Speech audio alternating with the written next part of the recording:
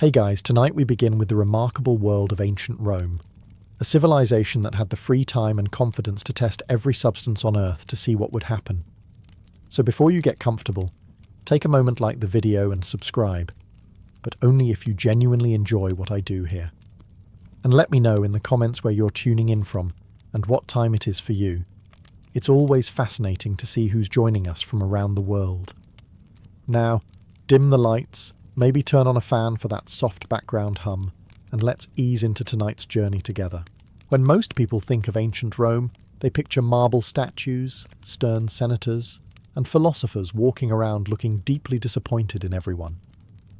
What they don't picture is an empire where half the citizens were wandering around the streets slightly buzzed, moderately euphoric, or spiritually convinced they'd just received a private message from Jupiter himself. But that's the version of Rome we're talking about tonight. The Rome that your history teacher absolutely chose violence by ignoring. Because here's the uncomfortable truth. Rome was not a sober empire. Rome was the ancient world's experiment in, what if a superpower also behaved like a wine festival that somehow lasted 8 centuries? Wine wasn't just a drink in Rome. It was hydration, medication, social glue, emotional support, personality enhancement, and, judging by some of their emperors, possibly the foundation of national policy. And let's be honest, most Romans weren't drinking delicate little glasses of it. They were downing amphorae of wine that tasted like raisins, seawater, and decisions they would regret. This wine was also strong. Not a glass with dinner, strong. More, who needs dinner? Strong. And Romans, in their infinite curiosity, kept adding herbs, spices, flowers, resins, and whatever leaf happened to be growing near their feet. Mandrake? Sure. Henbane? Why not? If it made your vision swim slightly or helped you better understand the gods, the Romans considered it fair game. And they didn't stop at wine. Rome traded with everywhere. Greece, Egypt, Persia, meaning every suspicious plant, every mind-bending resin, every questionable herb arrived in Rome, like a gift basket from the universe saying, please use responsibly, which of course they did not. Temples weren't safe either. Priests stood above burning braziers, inhaling fumes like they were trying out for an ancient incense-powered rocket launch. Worshippers walked in for a nice, normal religious ceremony, and walked out convinced they'd had a meaningful conversation with a statue. If you ever wondered why Roman religion had so many visions, omens, and divine messages, now you know. The temples were basically hotboxes with better architecture. And yet, Romans acted like all of this was completely normal. Why wouldn't it be? You build roads, aqueducts, and the greatest army in the ancient world. And then you relax by mildly detaching from reality. Balance. Rome wasn't just an empire. It was the ancient world's largest, longest-running, are we sure this is a good idea? Experiment. And remarkably, it worked for them. If you think the Romans drank wine the way we drink wine, let me stop you right there. Roman wine was not a gentle, fruity beverage you sip while pretending to enjoy conversation. Roman wine was a biochemical experiment in a clay jar. It was strong, potent, and often tampered with so aggressively that modern health inspectors would have fainted on the spot. First, understand this. Romans did not drink wine straight. To them, drinking pure wine was barbaric, something only uncivilized foreigners or people with nothing left to lose would do. It was so strong that consuming it without dilution was basically saying, I would like to taste colours today. But watering it down didn't make it safer, because the Romans also loved adding flavour enhancers, which is ancient Roman for plants that should never ever be mixed with alcohol. They added spices like cinnamon and saffron, harmless enough, but then they kept going. They added myrrh. They added pitch. They added resin. They added herbs that ancient medical writers described with charming phrases like induces visions, loosens the mind, and opens the gates of sleep, which is historians speak for, this is how you accidentally meet Jupiter. And then there was conditum paradoxum, the surprise wine. The surprise was hallucinations. This concoction mixed wine with honey, pepper, dates, saffron, spices, and sometimes a handful of plants that no one could pronounce, even then. It was the kind of drink that started as a harmless conversation piece and ended with someone loudly insisting they could hear the walls breathing, but Rome didn't stop there. Wealthy Romans competed to produce the strongest, strangest, or most interesting wines. If you wanted to impress dinner guests, you didn't serve good food, that was optional, but you definitely served wine that made them question their existence. Meanwhile, lower-class Romans drank whatever they could afford, which ranged from very cheap wine to wine that had been boiled, diluted, fermented twice, flavoured with seawater, or left outside so long it became an entirely new organism. The result? Everyone, rich, poor, senator, slave, philosopher, farmer, existed in a constant state of mild to moderate intoxication. Plato would have passed out. Leibniz would have left the party. The average Roman shrugged and asked for another cup. Because to Romans, wine wasn't just part of life. It was life. It was social glue, medicine, entertainment, stress relief, and occasionally a portal to the divine. Rome didn't run on discipline. Rome ran on wine so strong it could probably power a small engine. If you ever wondered what the Roman equivalent of a home medicine cabinet looked like, imagine something between a witch's pantry and a low-budget apothecary run by someone who clearly should not have been left unsupervised. Romans didn't keep simple painkillers on hand. No, they stocked plants that could either heal you, knock you out, or make you believe you'd ascended to a higher plane of existence. Sometimes all three at once. Let's start with henbane, a plant so potent that modern toxicologists look at it and say, please don't. Romans, however, said, perfect for wine. Henbane caused hallucinations, dizziness, strange dreams, and, if you took too much, a brief intermission from reality. It was used in love potions, sleep aids, and occasionally to make boring dinner parties feel less boring, because what improves social gatherings more than everyone collectively seeing things that aren't there? Then we have mandrake, the superstar of ancient psychoactive plants. Mandrake root contains alkaloids that cause vivid visions, numbness, and deep sleep. It was so powerful that writers warned people to tie a dog to the root and let the dog pull it out, because apparently the safest approach was to risk the dog instead of yourself. Romans used it to treat pain, infertility, melancholy, and also, judging by some surviving descriptions, boredom. If you took a little, you relaxed. If you took a bit more, you slept. If you took too much, you travelled to the afterlife for a quick visit. And then there was opium, the Roman cure-all. Got pain? Opium. Trouble sleeping? Opium. Stress? Opium. Sick of your neighbour's loud geese? Opium probably wouldn't solve that one, but Romans would have tried anyway. Opium was everywhere in Rome. In medicine, in rituals, in cosmetics, and possibly in half the conversations that felt philosophical, but were actually just two very relaxed people misunderstanding each other. But we're not done. Romans also experimented with nightshade, belladonna, poppy seeds, hemp, and whatever exotic plant merchants brought from the east with a sales pitch like, "This will change your life." And it usually did, though not always in the direction people hoped. The best part? Romans took these herbs with absolute confidence, no hesitation, no fear, no consult a physician before use. Their attitude was basically, if nature grew it, we're drinking it. Their herb cabinet wasn't medicine. It was a roulette wheel, and the Romans spun that wheel every day.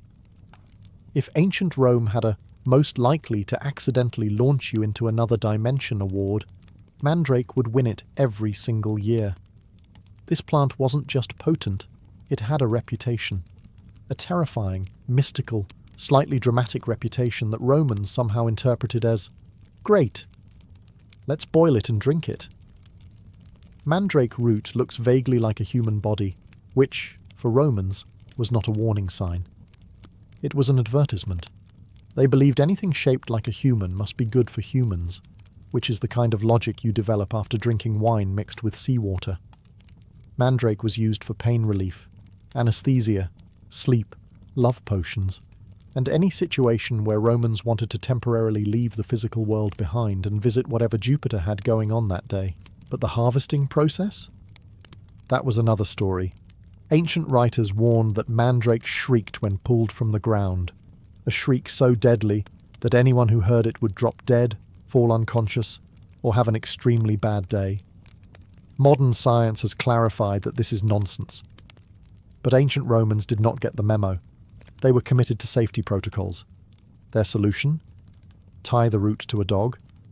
Make the dog pull it out. Run very far away. Come back later and collect your prize. This was considered medically responsible. Once the mandrake was safely in human hands, and after offering the dog emotional support, Romans prepared it in several charming ways. They boiled it into potions. They mixed it with wine. They ground it into salves. They inhaled it as incense. At no point did any Roman say, "Perhaps this is too much." In fact, the main question was, how much can we get away with before we start seeing gods? And oh, did they see gods? Mandrake didn't just relax you, it transported you. Light doses caused drowsiness. Medium doses caused vivid dreams.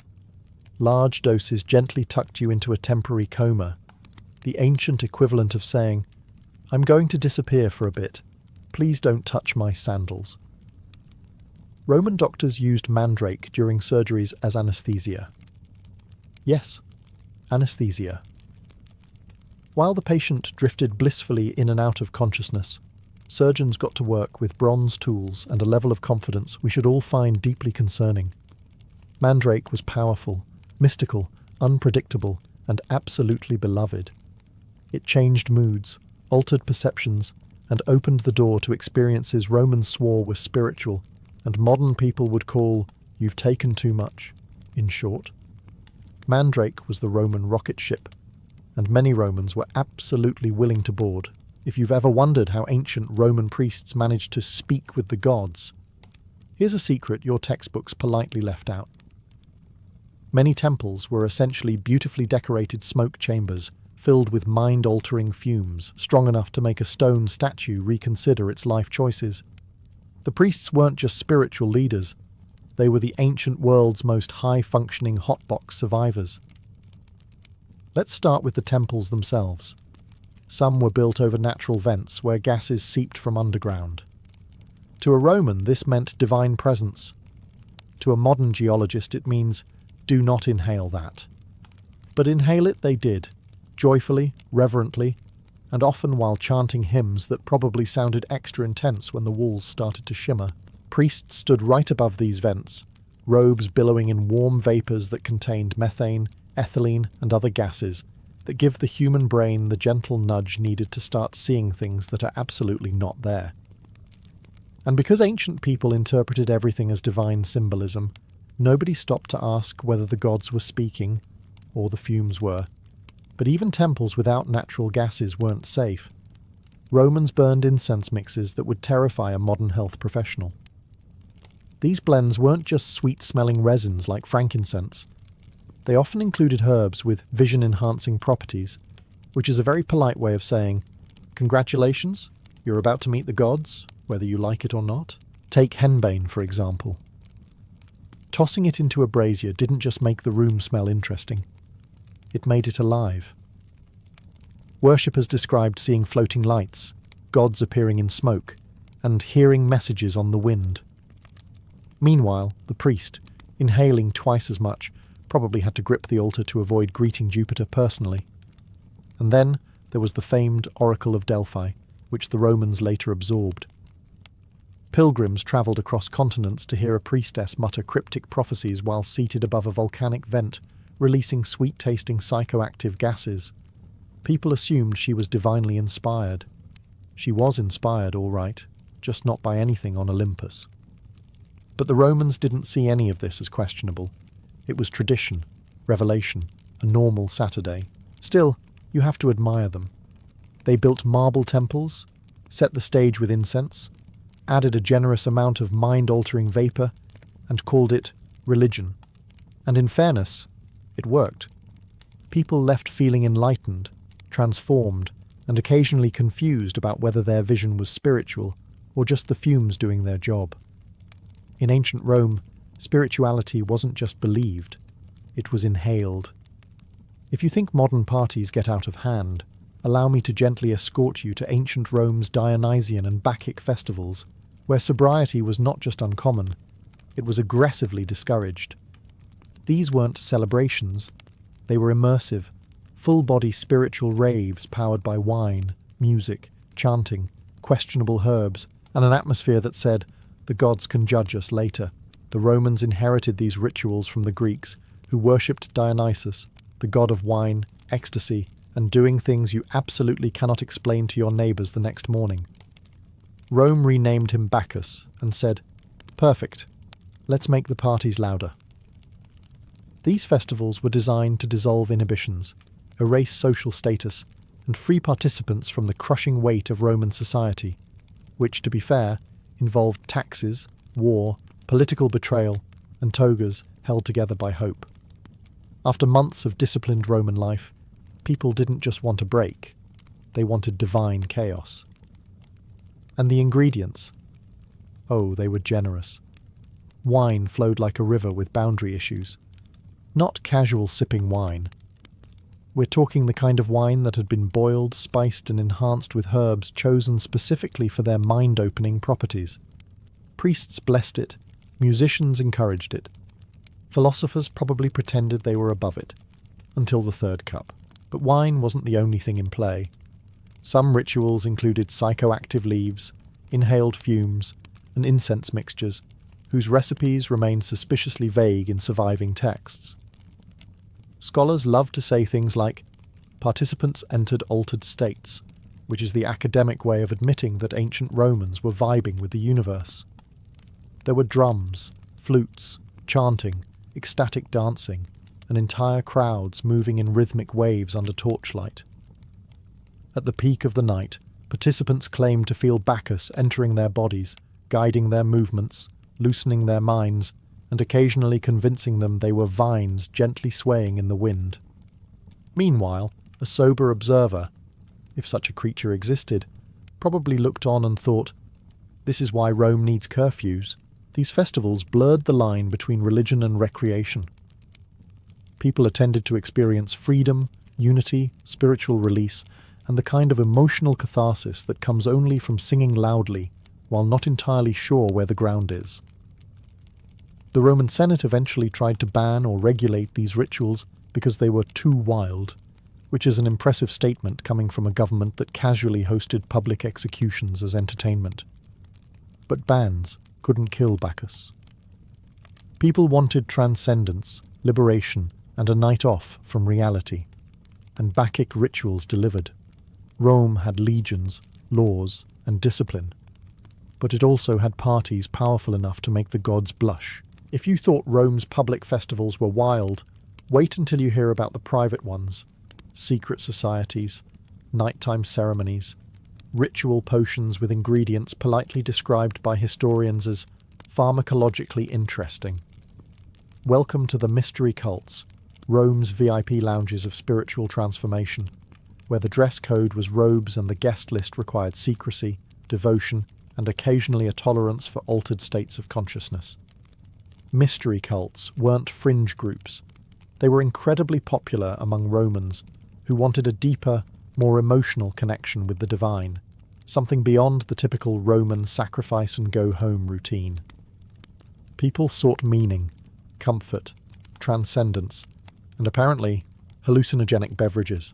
The most famous of these groups was tied to the Eleusinian Mysteries, originally Greek but extremely fashionable among upper-class Romans. The centerpiece of the ritual was the kykeon, a sacred drink whose recipe was vague, suspiciously vague. Ancient writers described it as barley-based, which sounds harmless, until modern scholars pointed out something intriguing. Barley is a perfect host for ergot, a fungus containing the chemical precursor to LSD. Yes, the potion might have been accidentally on purpose psychedelic. Pilgrims drank it after days of fasting, chanting, and sensory overload. The combination was basically a spiritual catapult. Participants spent the night in a dark temple undergoing visions described as life-changing, soul-purifying, and beyond human explanation, which is ancient Greek for "I'm having a moment." Rome also hosted the Orphic Mysteries, which offered salvation, reincarnation, purification, and, depending on the recipe, a mild to moderate dissociation from the physical world. Their rituals involved torches, music, ecstatic movement, and secret hymns that made people feel like they were drifting between realms.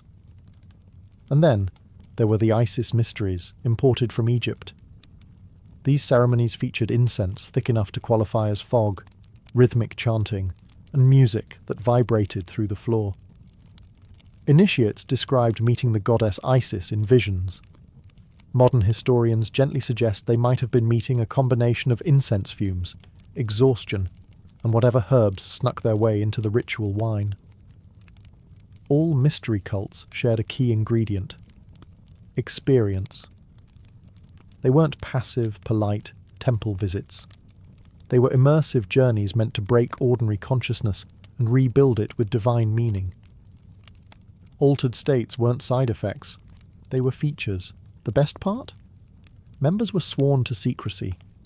So our sources range from life-changing revelation to "I legally cannot tell you what happened," which is the historical equivalent of someone saying, "Last night was crazy, but I signed an NDA."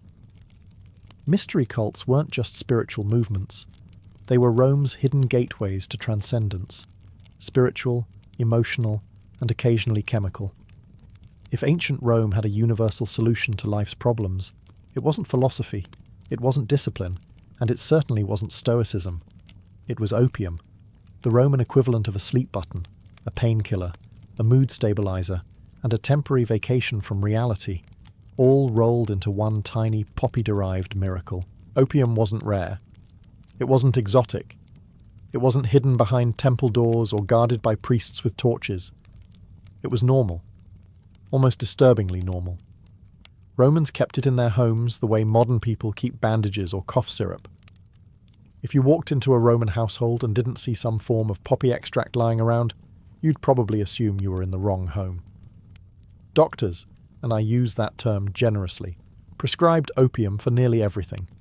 Headaches, toothaches, fevers, broken bones, grief, melancholy, insomnia, boredom, and the emotional burden of living in an empire where someone might stab you in the forum for looking too confident. If you had a problem, opium had an opinion about it, and Roman doctors didn't hold back. They mixed opium with wine, honey, spices, and occasionally herbs that would make a modern pharmacist faint. They administered it as a drink, a pill, a salve, or, if you were unlucky, a suppository.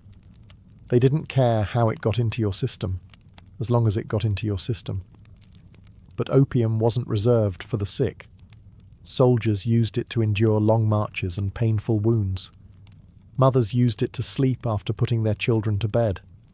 Philosophers used it to think deeply, which is ancient Roman for stare at a wall and hope the universe reveals its secrets. Even poets used it to inspire creativity, which explains a lot about Roman poetry. The effects? Oh, they were glorious. At least from the Roman point of view. Light doses relaxed the body and softened pain. Medium doses brought warmth, euphoria, and the sudden belief that you were wiser than everyone in the room. High doses tucked you into a dream-heavy sleep so deep you could miss several major political assassinations and wake up refreshed. But, as always, Rome took things too far. Some wealthy Romans developed a taste for stronger preparations, which is ancient historian language for, please stop doing that. Your soul is trying to leave your body.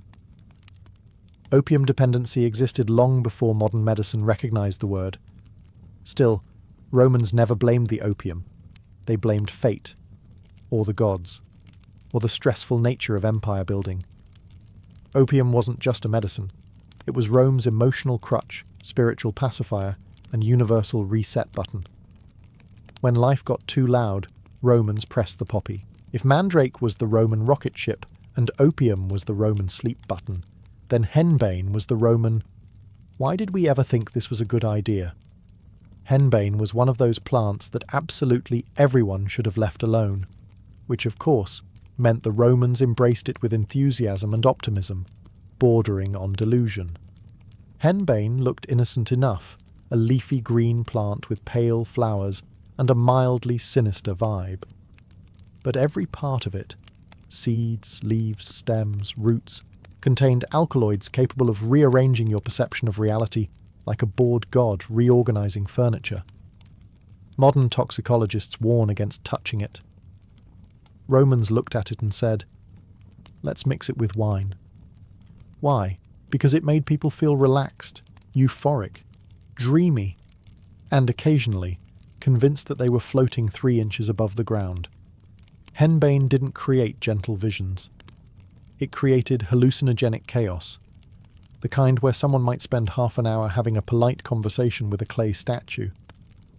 Romans used henbane in 3 main ways. As a sedative. Doctors gave it to people who were anxious, sleepless, or frankly, too loud. A cup of henbane wine would quiet anyone, sometimes a little too well, requiring relatives to nudge the sleeper periodically to confirm they were still among the living, as a recreational enhancer. Some Romans enjoyed small doses before parties, claiming it helped them relax. Relax, in this case, meaning stare at a wall and whisper secrets to it. As a medicinal ingredient in eye drops. Yes, eye drops. Rome truly did not fear consequences. What made henbane especially dangerous was its inconsistency. 2 leaves might make you pleasantly drowsy. 3 could send you into a philosophical debate with a passing cloud. 4 might briefly transport you to the afterlife for a quick tour. Roman medical texts included helpful warnings like, "Do not exceed the appropriate dose," without specifying what the appropriate dose actually was. And yet, Romans kept using it. Even Roman soldiers carried henbane mixtures, not for bravery, but for pain relief. Nothing says centurion morale like a legion marching across Gaul with half the troops quietly hallucinating friendlier landscapes. Henbane didn't discriminate either.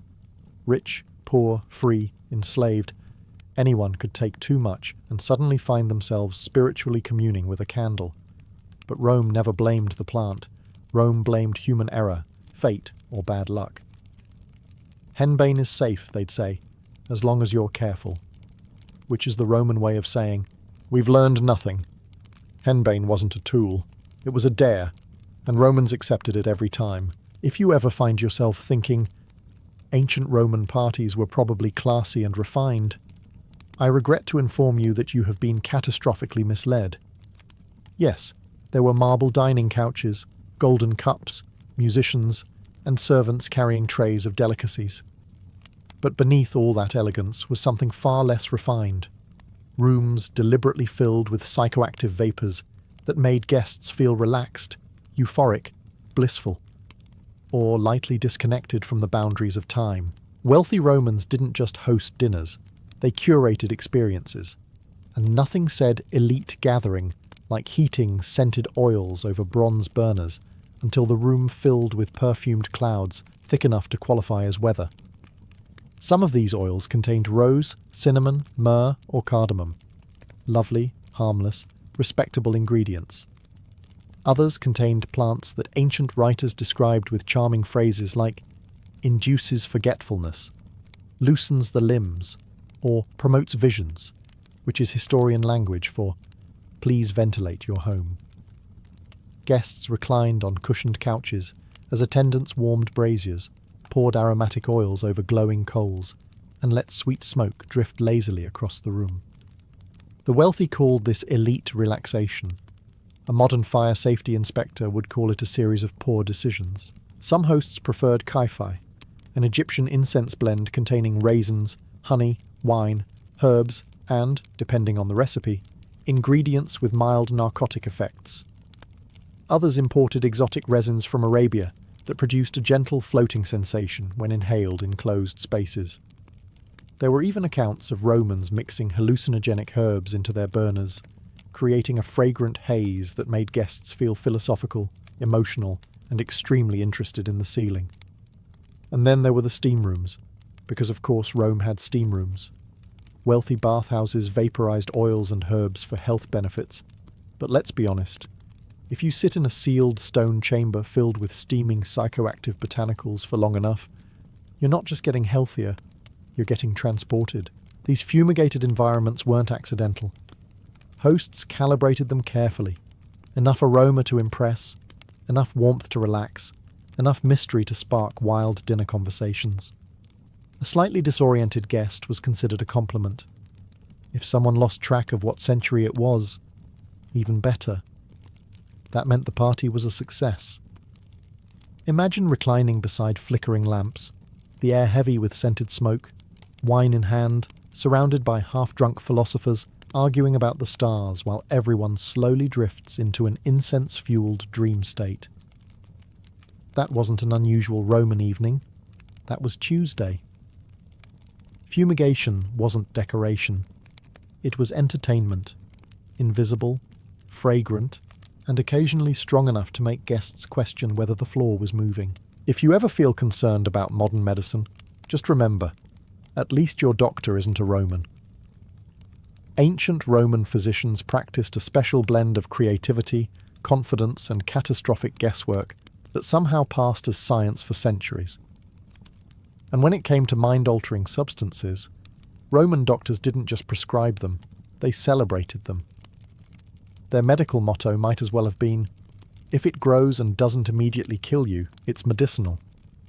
Let's start with the basics. Romans believed that nearly every ailment, physical, emotional, existential, could be solved by combining wine with whatever plant happened to be nearby. Fever, wine with poppy extract; insomnia, wine with mandrake; toothache, wine with henbane; stress from political chaos, food shortages, or unpredictable emperors; wine with more wine. Roman medical texts casually describe these mixtures as soothing, relaxing, or helpful for clearing the mind, which is suspiciously poetic language for substances that had people temporarily forgetting their own names. And Roman doctors gave these treatments with the serenity of someone who had never once questioned their life choices. Take sleep medicine, for example. Modern sleep aids come with dosage instructions, side effects, and long warnings. Roman sleep aids came in clay cups labelled, "Trust me, I'm a physician." A typical Roman sedative could include opium, mandrake, saffron, and a nice splash of strong wine. Patients didn't so much fall asleep as depart, and painkillers, those were even more dramatic. Roman surgeons used mandrake and opium to knock out patients before procedures. It worked, sort of. The patient would be unconscious, but also potentially having vivid visions of the underworld while surgeons casually operated with bronze tools and reassuring comments like, "Try to lie still." But Roman doctors didn't stop at ingestion. They made topical treatments too. Balms, salves, ointments rubbed directly onto the skin. These mixtures often contained psychoactive herbs that seeped into the bloodstream and made patients both physically numb and spiritually confused. Imagine going in for muscle pain and coming home convinced you had briefly floated above your own body. And for emotional distress? Romans prescribed perfumes infused with narcotics, incense burners with calming vapours, or long baths steeped in herbs that would make a modern herbalist scream into a pillow. The best part? Everyone acted like this was perfectly normal. The doctor, the patient, the neighbours, all nodding in approval as though hallucinating mildly during treatment was simply part of the healing process. In Rome, medicine wasn't just about curing illness. It was about temporarily relocating your consciousness while the illness figured out what to do next. If ancient Rome had a most unpredictable substance award, mushrooms would accept it proudly, or possibly refuse it because it was hallucinating the podium. Mushrooms were the great wild cards of the Roman world, sometimes delicious, sometimes deadly, sometimes spiritually enlightening, and sometimes capable of sending an emperor straight to the afterlife. In other words, the perfect ingredient for Roman curiosity. Romans loved mushrooms. They cultivated them, collected them, cooked them, traded them, and boasted about them at dinner parties. But here's the problem. Ancient Rome did not have mushroom identification guides. They did not have trained mycologists. They had enthusiasm. And enthusiasm is a dangerous replacement for expertise. Some mushrooms were harmless and tasty, others were so toxic that a single bite could turn a feast into a funeral. The infamous Amanita phalloides, better known as the death cap, grew happily across the empire, and had an unfortunate resemblance to several edible varieties. This caused events, but Romans being Romans, they didn't stop to reconsider. Instead, they expanded their mushroom adventures. They experimented, they tasted, they infused mushrooms into stews, sauces, and wines. And some Romans went further. They sought out mushrooms believed to have mind-altering effects, ones that induced visions, dreams, spiritual clarity, or in some cases miscommunications with furniture. Wealthy elites, always eager to outdo each other, served rare mushroom dishes at banquets.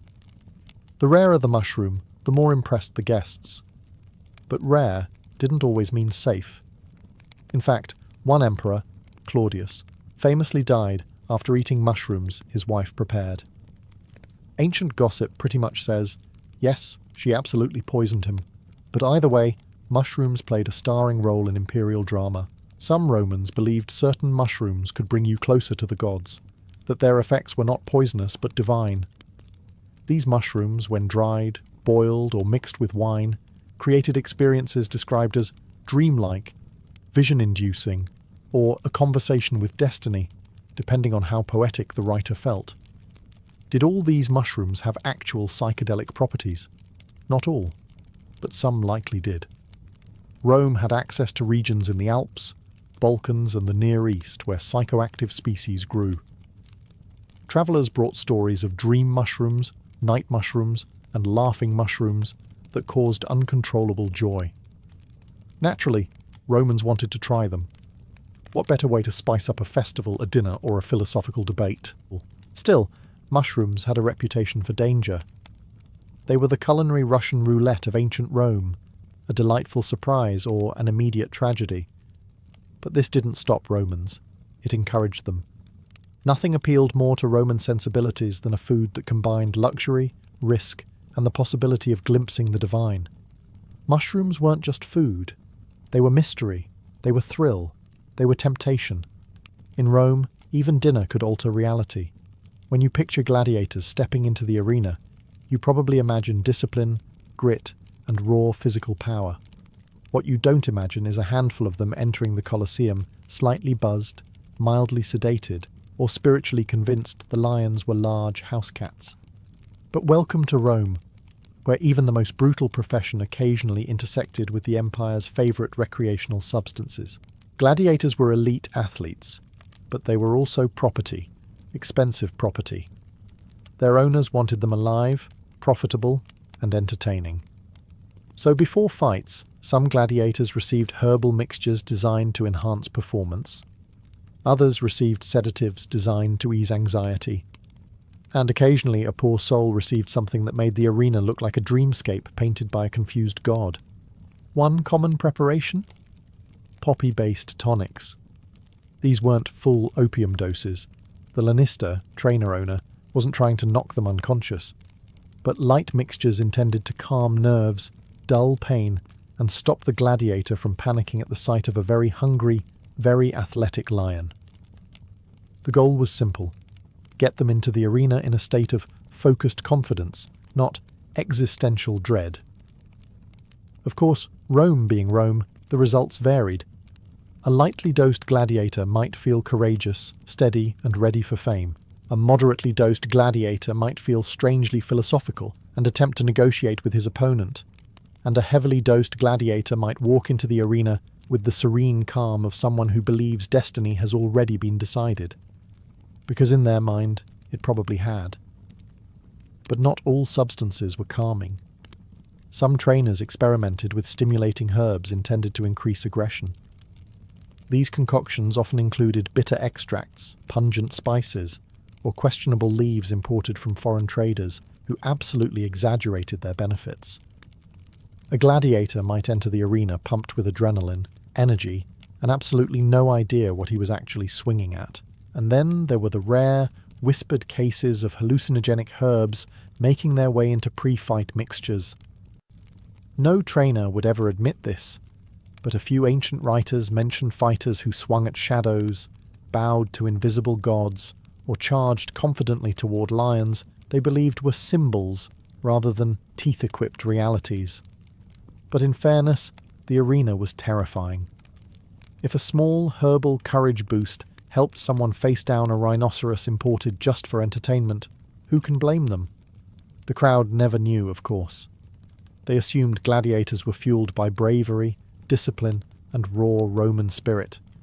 Meanwhile, backstage, someone might have been whispering, "Drink this. Don't ask what's in it. Good luck." The arena wasn't just blood and sand. Sometimes it was wine, herbs, and just a hint of altered perception. If ordinary Romans experimented with herbs and intoxicating fumes, then the emperors, with unlimited wealth, unlimited ego, and absolutely no adult supervision, took things to an entirely different level. Being emperor meant you had access to the best wines, the rarest plants, and a palace staff whose full-time job was to nod politely when you asked for a beverage that would make a philosopher cry. Let's start with Caligula, a man who lived his life like a dare. Caligula reportedly enjoyed potent wine mixtures spiced with exotic ingredients, some stimulating, some sedative, and some that modern historians describe as pharmacologically concerning. These concoctions fueled his late-night parties, bizarre decisions, and his general approach to governance, which resembled a fever dream more than a political strategy. Then there was Nero, a man famous for performing poetry, starting fires, allegedly, and believing he was the greatest artist the world had ever seen, a belief surely strengthened by the mind-altering incense burned in his extravagant dining halls. Nero's parties involved perfumed vapours released from hidden ceiling panels, rare foreign wines infused with herbs, and musicians who played for hours while guests slowly drifted into pleasantly numbed states. If you left the party still aware of what century it was, Nero considered it a failure. But no emperor embraced chemical curiosity like Hadrian, who travelled the empire collecting strange plants the way other rulers collected taxes. He consulted healers, magicians, and herbalists from distant provinces, each offering extracts, potions, and brews of insight. Some were mild relaxants. Others were, according to surviving notes, capable of inducing dreams of remarkable clarity, which is ancient world code for "you are about to meet your spirit animal." Even emperors with calmer reputations weren't immune. Marcus Aurelius, the Stoic philosopher-emperor, relied heavily on theriac, a potent herbal compound containing opium. He took it for pain relief, though it surely didn't hurt that it also helped him tolerate the Roman Senate, which was enough to drive any sober man to spiritual reconsideration. And then we have the imperial physicians. These weren't conservative practitioners. They encouraged emperors to try rare roots, enchanted herbs, and imported powders from Arabia, Persia, and India. Every new plant was a possibility, a miracle, a danger, a conversation starter. The result? The emperors of Rome lived in a surreal cocktail of stress, power, creativity, paranoia, and occasionally, whatever potion their physician brewed that morning. When you rule the largest empire on earth, reality can feel heavy, and Roman emperors, being human, occasionally chose to lighten it with substances strong enough to make the gods raise an eyebrow. After wandering through Rome's vineyards, temples, bathhouses, apothecaries, and occasionally questionable kitchens, one thing becomes absolutely clear. The ancient Romans were not merely curious about altered states. They treated them like a national pastime.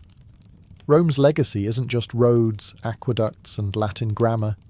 It's also a surprisingly long list of substances, rituals, fumes, brews, potions, and plants that collectively scream, "This empire stayed busy." The Romans weren't reckless. Not exactly. They were explorers. Not explorers of geography, well, those too, but explorers of consciousness. While legions marched across continents, Roman citizens marched boldly into the frontier of, what happens if we drink this? And more often than not, the answer was, something we should probably not write down. And yet, they did write some of it down. Ancient medical texts, Temple inscriptions, plays, poems, gossip, and scandalous biographies all reveal a civilization deeply entangled with substances that changed how they saw the world, and sometimes how the world saw them. Wine, for example, wasn't just a drink. It was infrastructure. Medicine wasn't just treatment. It was experimentation. Religion wasn't just worship. It was immersion. From opium-laced balms to incense-induced revelations, Rome approached altered states with the same ambition it brought to everything else. Boldly, artistically, and with minimal concern for future side effects. The most fascinating part: Romans didn't judge each other for any of this. Intoxication wasn't taboo.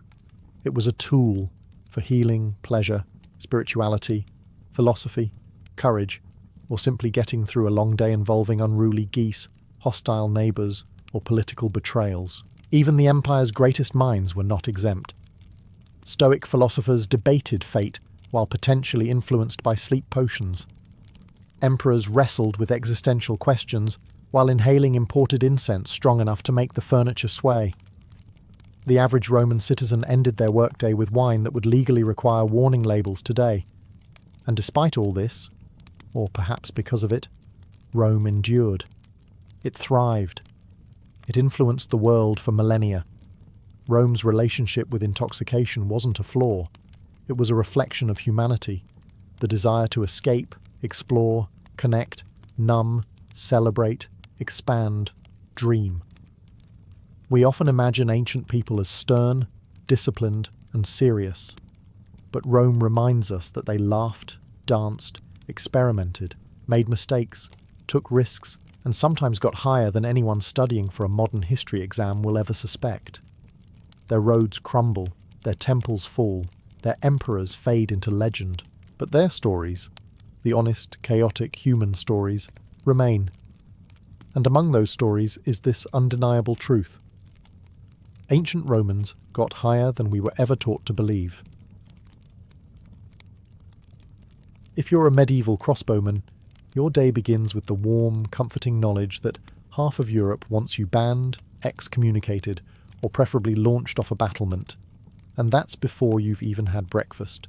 The longbowmen look at you like you're cheating, the knights look at you like you're ruining their whole invincible aristocrat thing, and the church occasionally threatens eternal damnation because apparently your weapon is too good at its job. Congratulations, you're officially medieval DLC. You roll out of your straw mattress, which smells like the stable because it was a stable, and immediately check the most important thing in your life, your crossbow. Not your shoes, not your hair, not whether your clothes have new fleas. No, your crossbow. Because unlike a sword, which you can just swing around and hope for the best, a crossbow is a delicate, moody machine that refuses to work if so much as a raindrop looks at it the wrong way. This is where your morning stress begins. Humidity? Enemy. Morning dew? Enemy. Slightly damp air because someone sneezed nearby? Enemy. If the string gets wet, it becomes as useless as a knight trying to fight stairs.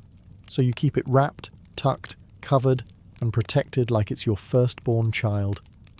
Breakfast, if you can call it that, usually consists of whatever the camp hasn't already eaten, lost, or accidentally dropped into the fire. Maybe some bread, maybe some onions, maybe something that used to be bread but is now more weapon than food. Doesn't matter. You choke it down because accuracy requires calories, and because you don't know when the next meal will happen. While the camp wakes up, you start winding your bow. Yes, winding. Because firing a crossbow isn't glamorous. You don't get to pull back the string with your mighty arms like some heroic figure on a tapestry. No, you get a crank, or a stirrup, or a goat's foot lever, each one specifically designed to make you look like a man assembling furniture wrong. And as you crank, you hear the longbowmen muttering under their breath. They hate that you can train peasants to use your weapon in a week. They hate that your bolt can go through armour. They hate that knights fear you. And secretly you enjoy every second of it, because you're a crossbowman, and by lunchtime, someone important will be terrified of you. If you think the life of a crossbowman is glamorous, it's time to lower your expectations. Preferably all the way down to the mud where you'll be kneeling, sweating, and loading your stubborn medieval machine one crank at a time, while other soldiers wake up and immediately start swinging swords around like enthusiastic toddlers. You begin your day with mechanical engineering. A crossbow shot isn't draw, aim, release. It's draw, crank, curse under your breath, adjust, crank again, pray the string doesn't snap, and then, maybe, release. Let's start with the loading process, which is basically a full-body workout disguised as warfare. First, you wedge your foot into the stirrup at the front of the bow. Then you bend forward like you're about to pick up the world's angriest goat. You pull the string back or attach your goat's foot lever, and you start cranking. Slowly, painfully, loudly. Every enemy within a mile now knows you're here, but that's fine because they're all terrified of the bolt that comes after the embarrassing part. Once the string is cocked, you place the bolt in the groove. Carefully. Because nothing ruins your day like fumbling the shot and having your expensive, precious bolt fall into the dirt where you now have to dig for it like a desperate chicken scratching for seeds. Meanwhile, the longbowmen have already loosed 5 arrows each and are pretending not to judge you. But here's the thing. You don't need speed. You deal in certainty. Longbowmen spray the battlefield with arrows, hoping one finds a target. You, on the other hand, take your sweet time because when you shoot, something important usually dies. Armor? Doesn't matter. A well-placed bolt can punch through plate like a medieval uninstall button. Knights know this, which is why they keep asking God to smite you personally. Of course, none of this matters if someone charges you mid-crank. A crossbowman caught reloading is about as dangerous as a wet towel. That's why you always position yourself behind pavises, giant shields stuck into the ground, or behind infantry who hopefully like you enough not to abandon you. So you keep cranking, loading and aiming, hoping the string stays dry, the bolt flies straight, and fate gives you enough time to do what crossbowmen do best. End something valuable with unnerving precision. And all before lunch. If you're a crossbowman, you quickly learn one universal truth. Everyone wants you dead first. Knights see you as a walking armor-piercing tragedy waiting to happen. Archers see you as the overpowered pay-to-win class. Even your own side looks at you funny, because they know if the enemy has crossbowmen too, you're about to reenact the world's slowest duel. This is why pavises, giant shields planted into the ground, become your best friends, emotional support companions, and sometimes your only reason for surviving past breakfast. They're huge, heavy, awkward, and about as portable as a barn door, but they keep you alive. You and the pavisier, the poor soul whose job is carrying it, form a sacred duo. The shooter and the shield man. A medieval buddy cop film, except nobody's witty and everyone smells like smoke and damp wool. Here's how it works. You crouch behind the pavies like a gremlin, hiding from daylight, while your partner holds it steady against incoming arrows. You then begin the long, humiliating process of loading the crossbow. The pavisier gets the pleasure of hearing every crank, grunt, and muttered insult as you wind the mechanism. And when you're finally ready to shoot, you pop out from behind cover, unleash a bolt that ruins someone's entire lineage, and dive back behind the shield, hoping your armor is still intact. Coordination between you and your pavisier is everything. If he tilts the shield too early, you get peppered with arrows. If he tilts it too late, you shoot the back of the shield, which earns you the kind of stare usually reserved for people who borrow money and never repay it. You're a team, an odd, muddy, perpetually stressed team, but a team nonetheless. The battlefield itself only makes things worse. Arrows fall like angry rain. Longbowmen target you specifically because they know exactly how dangerous you are. And knights take it personally. The thought of their expensive, shiny armour, handcrafted by master smiths, being pierced by a guy with a crank, turns them into galloping, vengeful projectiles. That's why positioning is everything. You're not front line. You're not midline. You exist in the comfortable backline behind sturdy shields and expendable infantry, where you can pick off enemies while loudly insisting everyone stay between you and anything sharp. Because in the end, the daily life of a crossbowman isn't just about shooting, It's about surviving the 30 seconds between shots. A crossbowman's entire sense of self-worth can be boiled down to one beautiful moment: the thunk of a bolt hitting exactly where it shouldn't. Knights call it ungodly. Bishops call it barbaric. You call it Tuesday. Let's talk about bolts. They're not arrows. They're smaller, heavier, and shaped with the same subtlety as a roofing nail. Each one is designed to punch through armour like a medieval tax collector. Slow, inevitable, and extremely painful. You don't fire them to intimidate people. You fire them to end arguments. But the magic isn't just the bolt, it's the power behind it. The crossbow stores more energy than any human arm could deliver. That means even the knight who spent 10 months' wages on a fancy chest plate isn't safe. In fact, he's your favourite target. There's something deeply satisfying about watching a heavily armoured noble, who trained his entire life to dominate the battlefield, get taken down by one precise shot from a man who trained for one intensely frustrating week. Armourers, of course, despise you. They spent hours shaping plates, riveting steel, polishing curves, only for your bolt to treat the entire suit like it's made of butter left too long in the sun. Some armourers even demanded extra pay just to fix crossbow damage. They claimed it felt like watching you write graffiti on the Mona Lisa. Accuracy is your pride and joy. You don't spray arrows into the wind like a longbowman who hopes probability will eventually take pity on him. No. You wait. You breathe. You aim. You pick out a specific knight, the one shouting too confidently or waving his sword like he owns the place.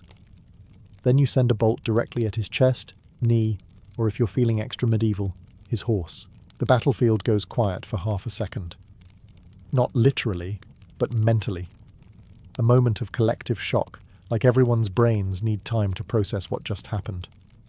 Knights often look down at the bolt sticking out of them as if asking, "Is this allowed?" And the papacy's historical outrage answers, "Absolutely not. But you're doing it anyway." The truth is simple. Your weapon changes warfare. Castles fear it. Armies adjust for it.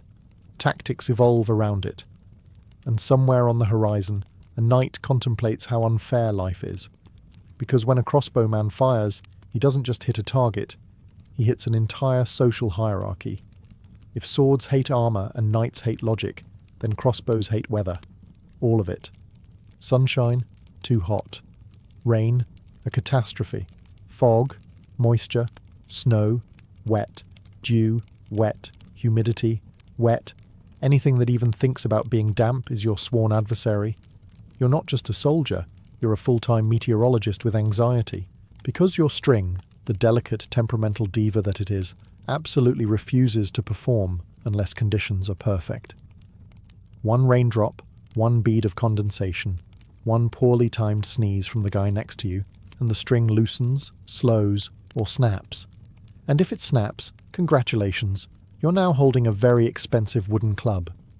This is why crossbowmen develop weather paranoia. You see a single cloud drifting lazily across the sky, and immediately start wrapping your weapon like a mother shielding her newborn. Everyone else thinks it's a perfectly normal morning. You look at the horizon like doom approaches. Rain is the worst.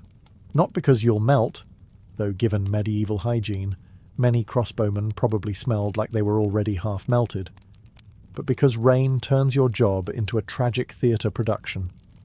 You try to keep your crossbow dry by tucking it under your cloak, which makes you look like a medieval man desperately hiding a forbidden pet. Meanwhile, longbowmen are out there firing through the weather like woodland psychopaths, soaking wet but annoyingly functional. Then there's mud. Mud gets everywhere. In the mechanisms, the bow, the latch, your boots, your sole. You try to crank your bow, and instead of a satisfying click, you get the gritty, grinding noise of sand, dirt, and despair. It's like loading a weapon that's slowly turning into a swamp creature. Wind is another nuisance. Bolts don't care for dramatic gusts, so you end up adjusting your aim with the seriousness of a scientist, while your infantry friends shout things like, "Just shoot already," as if physics is optional. Snow? Snow is deceptive. It looks dry. It feels dry. Then it melts, and suddenly your crossbow string is basically cooked spaghetti. You spend half the battle rubbing it with animal fat, cloth, prayers, and whatever dry thing you can find, usually nothing. And through all this suffering, your commander expects perfection. Because even when the sky is falling apart, even when everything you own is wet, clogged, frozen, or cursed, you still only get one shot every few minutes, and it better count. If firing a crossbow is the glorious part of your life, marching is the deeply unglamorous, soul-crushing majority of it. Marching as a crossbowman isn't elegant, disciplined, or inspiring. It's a miserable test of endurance while carrying gear specifically designed to ruin your spine. Let's start with the weight. Your crossbow is heavy. Your bolts are heavy. Your pavis, if you're unlucky enough to help carry it, is heavy enough to qualify as a building material. Your armour? Also heavy. By the time you're fully packed, you're less a soldier and more a medieval pack mule with performance anxiety. And then you walk, and walk, and walk. Through mud thick enough to drown a goat, through forests full of roots specifically positioned to trip you, through villages where children point at you like you're some sort of travelling circus attraction. It's not glamorous, it's not noble, it's just feet, blisters, and the slow realisation that every step is an argument with gravity. Longbowmen love to mock you during marches, because their bows are light, and their quivers hold dozens of airy sticks instead of metal-tipped bolts. They bounce along the road with suspicious cheerfulness, probably because they're excited to bully you again later. Meanwhile, you're sweating through your tunic, clinging to your gear like a drowning man clings to driftwood. Every crossbowman masters one essential survival technique: shifting the weight around to pretend it's lighter.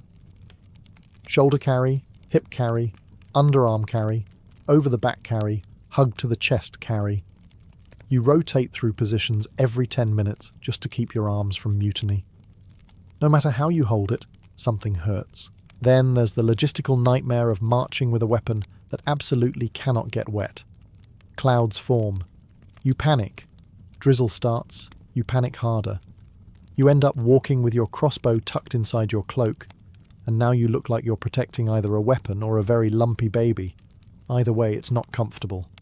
Commanders yell constantly, "Keep formation! Stop dragging your feet! Don't fall behind!" Easy for them. They're on horseback, dry, elevated, and not carrying a portable siege weapon in their arms. You, meanwhile, are developing a relationship with suffering that borders on romantic. And when you finally arrive at your destination, soaked in sweat, dirt, and existential dread, the knights ride past you, fresh as daisies, loudly reminding everyone how important they are. But none of them can do your job. None of them can put down an armoured enemy with one precise bolt. And that's why you march. Because at the end of all this walking, you're the one who changes the battle. The moment a battle begins, every crossbowman feels the same familiar mix of terror and reluctant professionalism. You're not a knight galloping forward with bravado. You're not a longbowman firing a barrage like a caffeinated wood elf. You're something far more stressful. A soldier with a single shot that must matter. It starts with the sound.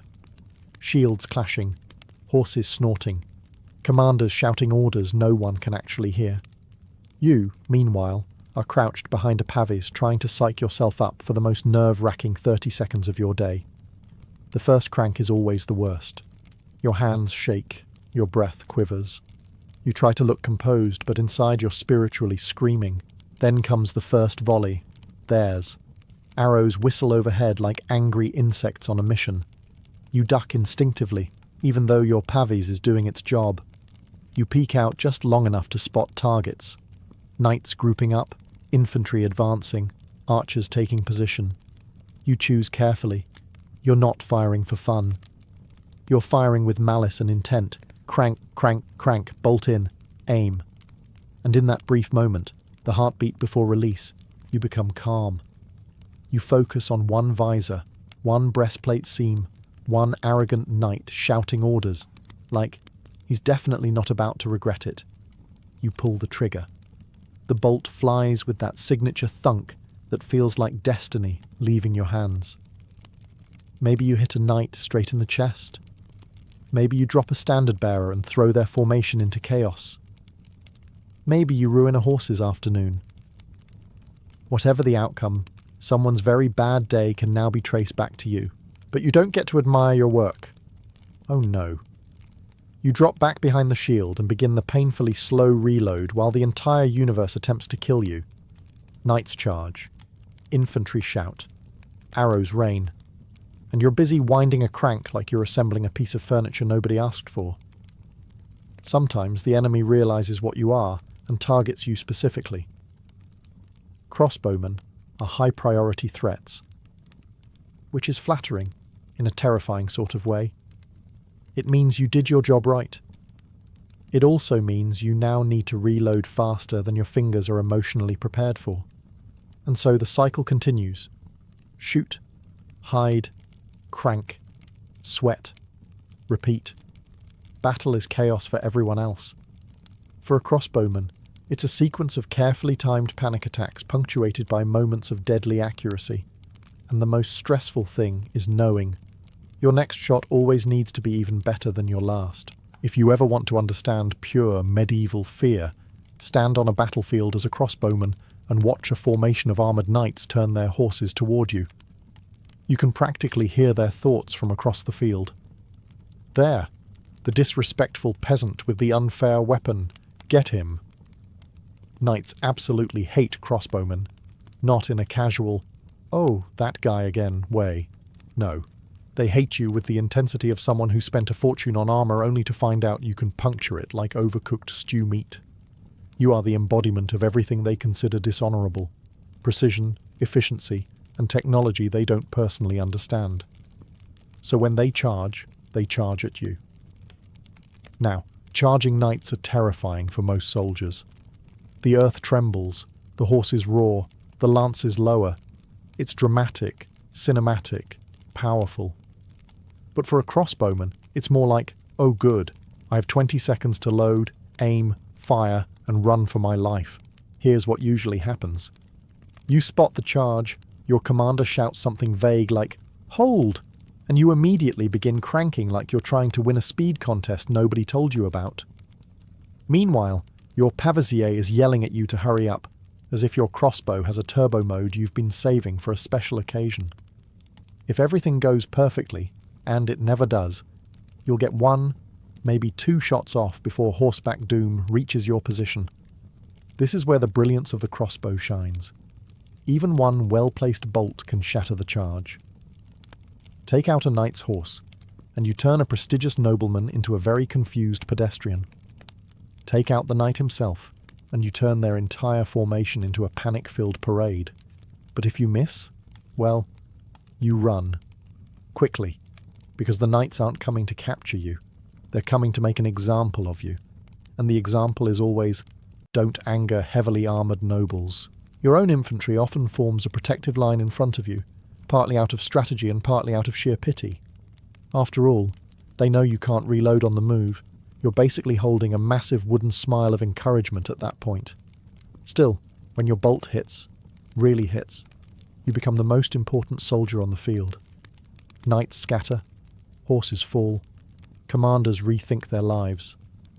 For one glorious moment, the battlefield bends to the will of your single, precise shot. Of course, 10 seconds later, you're back to cranking again. And the knights are definitely not done hating you. When the battle finally ends, and assuming you haven't been trampled, skewered, or dramatically shouted at by a dying knight, you enter the second most exhausting part of your job, the aftermath.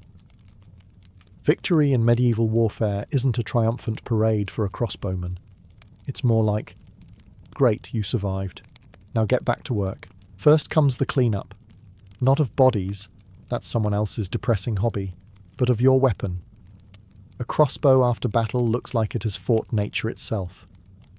Mud in the groove, dust in the lock, sweat on the stock, and a string that has aged about 20 years in 2 hours. You sit down, exhausted, wipe your brow, and start cleaning like a medieval janitor with trust issues.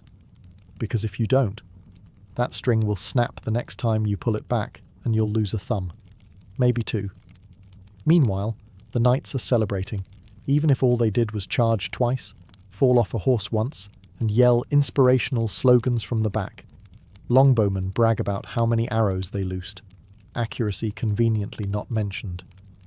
Infantry brag about how they held the line, even though several spent the battle hiding behind your pavis. And you? You get a nod, if you're lucky. Your commander may grudgingly praise you for taking down an important target, but it's the sort of praise that sounds more like he's annoyed you were right. Something like, "Good shot, Crossbowman. Next time, aim faster." Yes, thank you. Very motivating. Then there's the scavenging. Victory means loot, and loot means every soldier instantly transforms into a bargain hunter at a chaotic flea market. The knights grab the best armour and weapons. The infantry grab useful odds and ends. The longbowmen hunt for arrows to reuse. You? You hunt for bolts, because those things are expensive, hard to make, and you definitely missed a few. So now you're crawling around in the dirt looking for small metal objects while everyone else celebrates like it's harvest festival. Food is next. A victory meal usually consists of the same stale bread and questionable stew you had before the battle, just slightly warmer and with more shouting. But somehow it tastes better because you're still alive. At sunset, when the shouting dies down, you sit with your crossbow beside you like an old friend. You survived another day, another battle, another round of cranking, aiming and dodging anything with hooves. You're tired, sore, and mildly traumatized. But you also know one thing. Without you, that victory might never have happened. And tomorrow, when the marching starts again, you'll do it all over. High on the slopes of Mount Parnassus, where the air feels thinner and the silence feels older, a lone woman climbed the steps of the Temple of Apollo. She was not royalty. She owned no army. She possessed no wealth. And yet, the moment she sat upon the sacred tripod, she became the most powerful voice in the ancient world. This woman was the Pythia, the oracle of Delphi, feared, revered, and whispered about from the rocky islands of the Aegean to the courts of distant kings. The sanctuary itself felt like a place where reality bent. Laurel leaves crackled in the fires, filling the chamber with their sweet, sharp scent. Bowls of burning incense released slow, rolling waves of smoke. The stone walls were carved with maxims. Know thyself, nothing in excess, give a pledge and ruin is near. Every traveller entering the temple felt watched, not by the priests, but by something older and unseen. The Pythia prepared in ritual silence. She bathed in the Castalian spring, chewed fresh laurel leaves, and drank from the Cassotis waters believed to carry Apollo's divine essence. Only then would she descend into the Aditon, the inner chamber. Here, a fissure in the earth exhaled vapours, sweet, strange, and disorienting. The ancients believed these were the breath of Apollo himself. When she mounted the tripod, everything changed. Her eyes grew distant, unfocused, but not blind. Her breath deepened. Her body swayed. Priests stood ready around her, waiting to catch each muttered syllable. It wasn't always words. Sometimes she whispered. Sometimes she cried out. Sometimes she sank into a trance so deep she seemed suspended between worlds. Whatever sounds escaped her lips, the priests interpreted as a message from Apollo. Supplicants, kings, generals, desperate fathers, ambitious tyrants, waited outside for her prophecy. And they waited with fear, not excitement. Because the Pythia didn't flatter. She didn't soothe. She delivered truth wrapped in riddles, and those riddles shaped the future. A single sentence from her could launch a war, crown a king, or destroy a dynasty. To the Greeks, she wasn't merely a woman. She was Apollo's chosen mouthpiece, the bridge between mortals and a god who rarely spoke directly. And as she inhaled the temple's swirling vapours, and let her voice blur into something no longer fully human, the world outside held its breath. Because when the Pythia spoke, fate itself listened. No one simply walked in to consult the oracle of Delphi. The process felt less like visiting a holy site and more like preparing to negotiate with the universe itself. Pilgrims approach Delphi by ascending the sacred way. a winding path lined with treasuries, statues, and offerings from every corner of the Greek world. Each gift, gold, bronze, shields, tripods, told a story of someone who had once stood where you were now standing, desperate for answers. The first step was purification. Before a single question could be asked, supplicants washed themselves in the icy waters of the Castalian spring. Some claimed the water sharpened the senses. Others suspected it simply jolted them awake after days of travel. Either way, purification was mandatory. The gods, especially Apollo, did not entertain the unwashed. Next came sacrifice. A goat, always a goat, was sprinkled with cold water. If it shivered, the gods approved. If it didn't react, tough luck. The session was cancelled, the temple closed, and you went home with more questions than you arrived with. Assuming the goat cooperated, and goats are notorious for being dramatic, it was slaughtered, its entrails read, and the omens interpreted. Only then could a petition proceed. But prophecy was not a casual purchase. You needed an offering, something valuable enough to show Apollo you weren't wasting his time. Wealthy kings brought gold. City-states delivered bronze statues. Regular people, well, they offered what they could. Bread, oil, wool, maybe a small sacrifice. The priests didn't judge. Apollo did. Inside the temple, the atmosphere became heavy, even intimidating. The priests of Delphi, who managed the oracle's operations, took your name, your origin, your question, and your offering. They were the gatekeepers, the interpreters, the logistical backbone of a divine bureaucracy. Without them, the Pythia's trances would have been indecipherable bursts of ecstatic energy. With them, her words became political weapons and spiritual guideposts. Finally came the question, the reason for your journey. You were instructed to ask it carefully, clearly, and respectfully. Many rehearsed for days, terrified of phrasing it poorly. After all, the gods were known to take things literally, twist meanings, and punish arrogance. You didn't come to Delphi hoping for a friendly chat. You came hoping not to anger a deity. And then, when all was ready, when the sacrifices burned, the incense curled upward, and the laurel branches rustled, you were led toward the Aditon.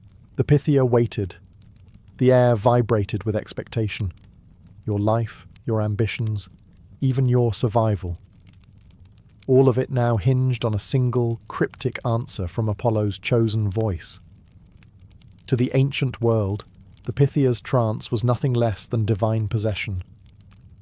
But to those who witnessed it up close, it was a scene both mesmerizing and unsettling, half sacred ritual, half raw human surrender to forces beyond comprehension. The Aditon, the temple's innermost chamber, was a world apart. Torches flickered against stone walls inscribed with prayers and warnings. Laurel leaves burned in bronze bowls, releasing a crackling perfume that clung to your lungs. And at the centre of it all stood the sacred tripod, a three-legged bronze seat perched directly above a natural fissure in the earth. The Pythia descended alone. No priest entered with her. This moment belonged to her and the god. Before she sat, she performed the preparatory rites, chewing laurel leaves to receive Apollo, sprinkling holy water over the tripod, and invoking the god with a low rhythmic chant. Her breathing deepened. Her posture changed, and as she climbed into position, you could feel a shift in the air, like the temple itself was waiting. The vapours rising from the fissure were key to ancient belief. Whether they were divine, geological, or psychological, one truth remains. Everyone who entered that chamber described the sensation as intoxicating. Sweet, strange, thick, almost like the world itself was dissolving around the edges. Modern debate aside, the Greeks were certain these fumes were Apollo's breath, carrying visions from the realm of gods into the fragile human mind. As the Pythia inhaled, her body began to sway. Not violently, but rhythmically, like someone drifting between consciousness and dream. Her voice changed next. It softened, then sharpened, then broke into fragmented phrases. To her, the world of ordinary sound and reason disappeared. In its place rose flashes of imagery. Burning cities, rising kings, storm-tossed ships, triumphant armies, doomed ambitions. She saw patterns others could not, threads of fate woven together in ways no mortal could untangle. When she finally spoke, it did not sound like a conversation. It sounded like incantation. Sometimes she whispered as though confiding in shadows. Sometimes she cried out like the words forced their way through her, tearing through her voice. Priests waited just beyond the chamber, listening through the doorway, catching every syllable and mapping it into structured prophecy. To witnesses, it looked like madness. To believers, it was communion. To the Greeks, this was the exact moment Apollo entered the world. Not with lightning or miracles, but through the trembling voice of one mortal woman seated on a tripod above the earth's breath. And what she said next could reshape history. When the Pythia spoke, her voice travelled far beyond the stone walls of the temple. Her prophecies didn't just answer questions. They shaped the ambitions of kings, redirected armies, and rewrote the political map of the ancient world. Leaders who commanded thousands bowed before a single woman seated on a tripod. Because everyone understood one thing. Apollo did not lie. But he also did not make anything easy. The most famous rulers of antiquity approached Delphi with reverence and dread. They didn't come for comfort. They came for truth disguised as riddles, truth that could justify a war or destroy a kingdom. Take King Croesus of Lydia, wealthiest man alive, owner of mountains of gold. The kind of ruler who believed fortune itself bent around him. He asked the oracle the simplest question a warlord can ask. If I attack Persia, will I win? The Pythia answered, if you cross the Halys River, you will destroy a great empire. Croesus took it as a green light. He marched forward. He attacked, and he absolutely did destroy a great empire, his own. The Pythia wasn't wrong. He just assumed the universe liked him more than it did. Xerxes of Persia, preparing his vast invasion of Greece, also sent envoys to Delphi. He expected fear, submission, perhaps even flattery. Instead, the Pythia issued warnings so dire that even the Persians hesitated. She spoke of cities burning, gods turning their backs, and divine wrath falling like a storm. Xerxes pressed on anyway, because arrogance is a powerful antidote to wisdom.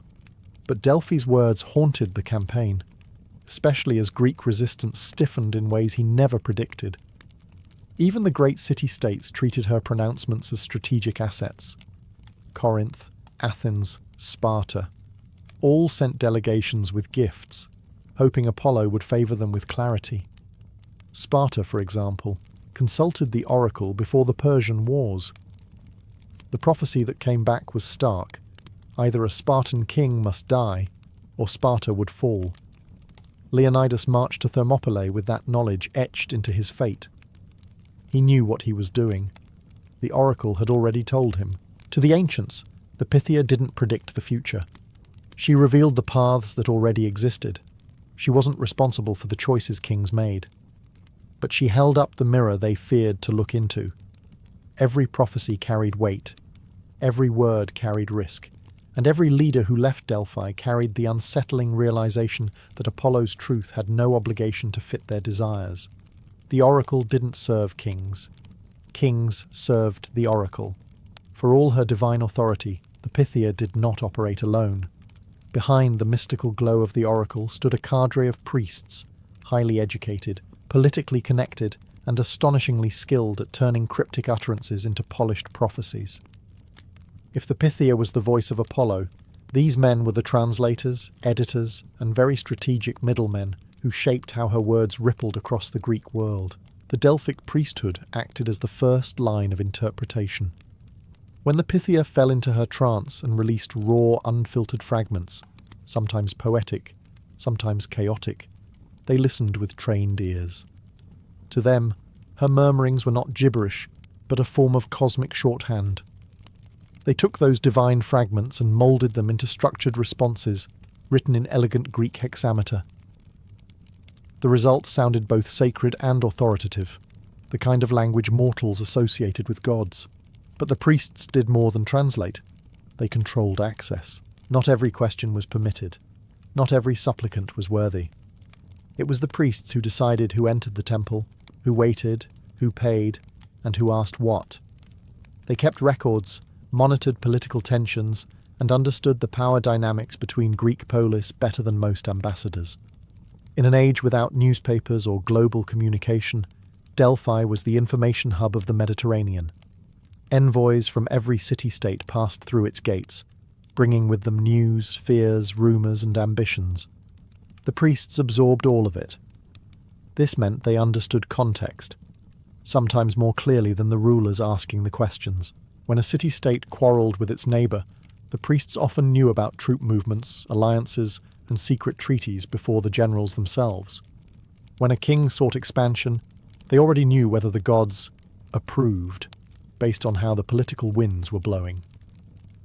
Their interpretations were not mere translations. They were guided by a deep understanding of human behaviour and international strategy. This is what made Delphi so powerful. Apollo's voice may have been divine, but its delivery was sharp, informed, and precise. The oracle's greatest strength wasn't just prophecy. It was the fusion of mystical authority with political intelligence. And yet, the priests did not see themselves as manipulators. They believed they were clarifying Apollo's truth, not steering it.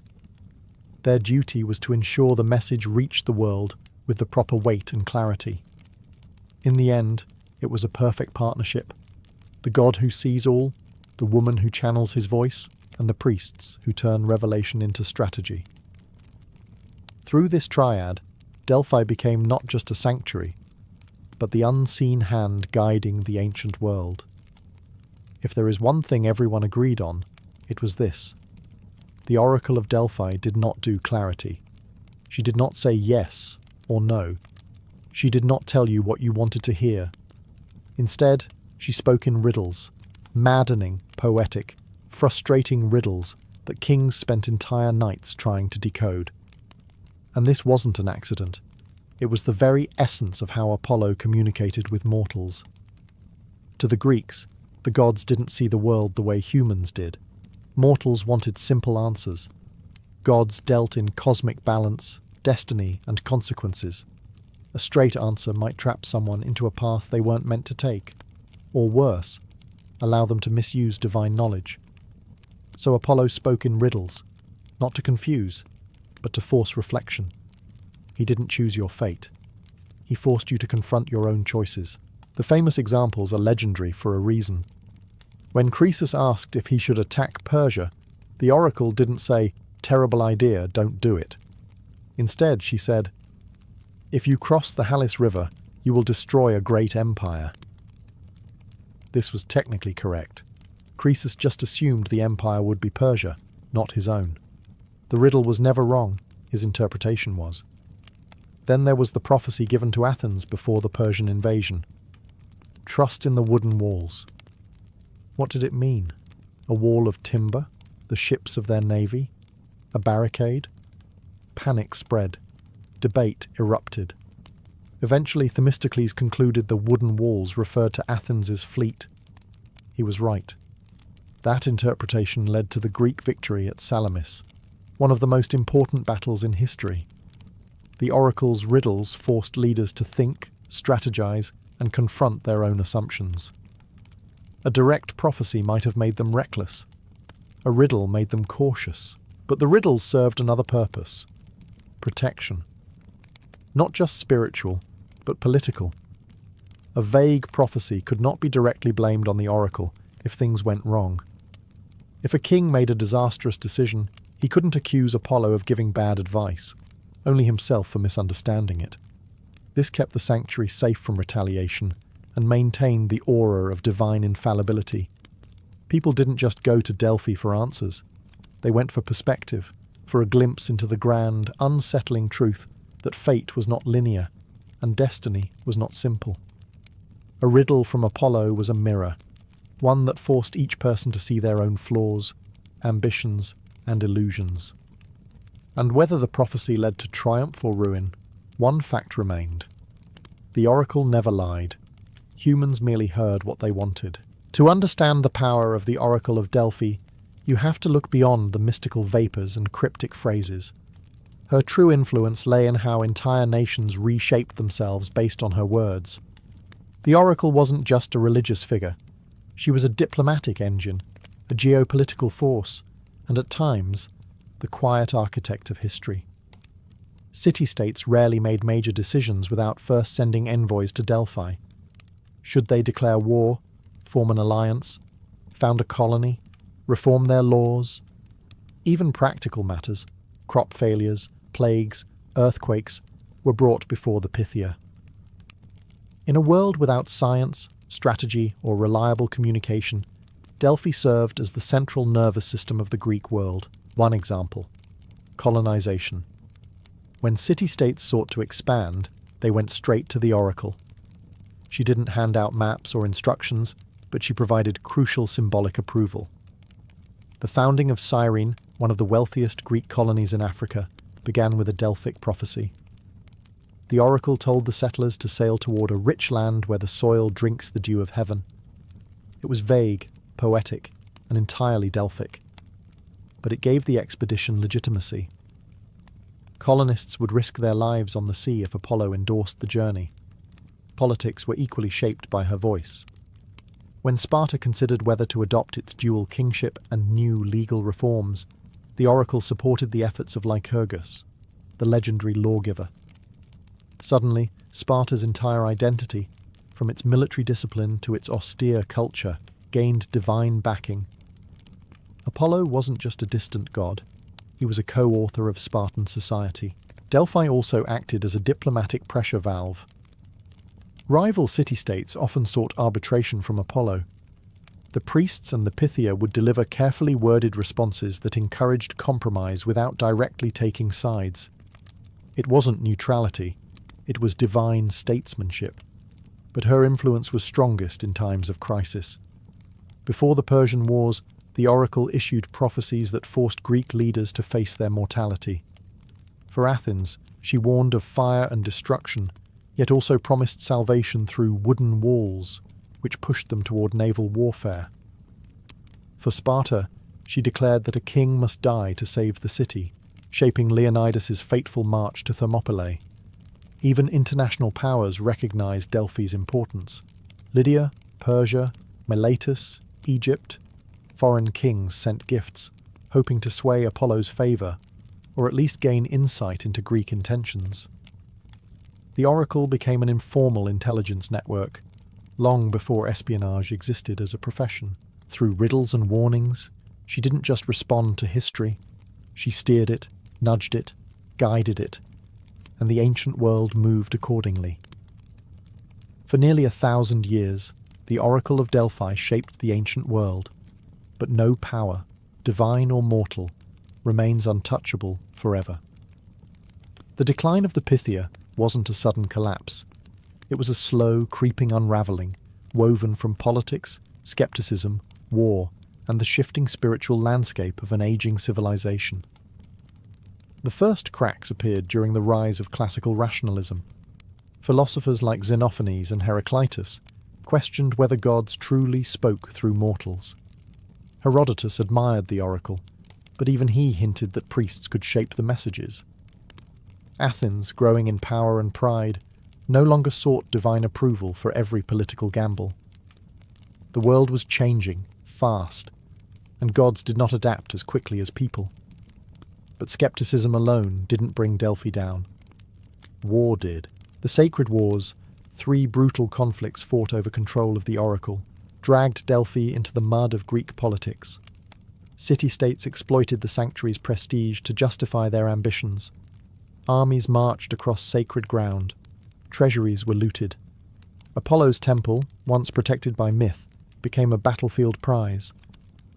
Even as the Pythia continued to deliver prophecies, many Greeks began to wonder, was this divine guidance or political manipulation? Then came the rise of Macedon. Philip II, Alexander the Great's father, famously pressured the oracle for a favourable prophecy. When she resisted, he forced her physically into the Adyton. Legend says she cried out, "You are invincible!" and Philip triumphantly replied, "That is all I wish to hear." Whether true or not, the story symbolized a shift. Kings now demanded answers, instead of seeking them. Under Roman rule, Delphi lost even more prestige. Rome respected Greek culture, but it had its own gods, its own seers, its own political machine. Emperors still consulted the oracle, but more out of tradition than genuine belief. Slowly, the sanctuary hollowed out. Fewer pilgrims arrived. Fewer offerings were made. Even the sacred vapours reportedly diminished as geological shifts changed the fissures beneath the temple. The final blow came with Christianity. To Christians, the oracle was not a holy voice, but a dangerous relic of paganism. The Emperor Theodosius I banned pagan rites in the late 4th century. The temple was closed, the tripod silenced. The Pythia, once the voice of Apollo, the arbiter of empires, delivered her last known prophecy during this time. When asked why she no longer spoke for the god, she said, "Tell the king, the beautiful temple has fallen. Apollo has no home, no oracle, no prophetic laurel." The god's voice faded, the sanctuary turned to ruins, and history closed its doors on Delphi. But even in silence, her legacy endured, living on in the echoes of every choice she once shaped. Even long after her temple crumbled and her tripod lay cold, the Oracle of Delphi continued to cast a long shadow over the ancient world, and remarkably, over our own. The Pythia may have fallen silent, but her voice echoes through history in ways that stretch far beyond myth, religion, or politics. Her legacy is a reminder of how profoundly humans crave meaning, guidance, and connection to something larger than themselves. To the Greeks, she was more than a prophet. She was a symbol of the fragile bridge between mortal uncertainty and divine order. People travelled across oceans, climbed mountains, emptied treasuries, and endured years of waiting, all for a few words from a woman seated above a crack in the earth. The power of Delphi was not just in the accuracy of its predictions, but in the authority it held over human imagination. She gave shape to the unknown. She made the chaotic world feel readable, if only slightly. Delphi's influence seeped into literature, philosophy, and law. Aeschylus and Sophocles wove her riddles into their tragedies. Her warnings shaped the moral universe of Greek drama, where pride, fate, and divine justice collided. Plato referenced the oracle often. Socrates himself famously defined his mission based on a Delphic pronouncement that called him the wisest of men, because he knew nothing. Even the famous inscription, "Know thyself," carved into the temple wall, became a foundational pillar of Western thought. Politically, the oracle's legacy is equally vast.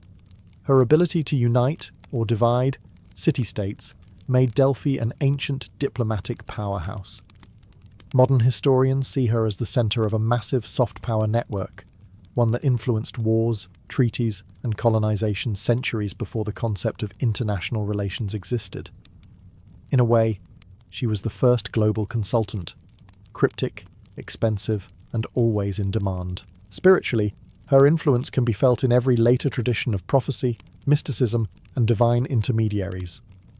From early Christian visions to medieval saints, from Renaissance occultism to modern fascination with psychics and spiritual guides, humanity's desire to hear a voice from beyond can be traced back to places like Delphi, where the boundary between mortal and divine once seemed thin enough to cross.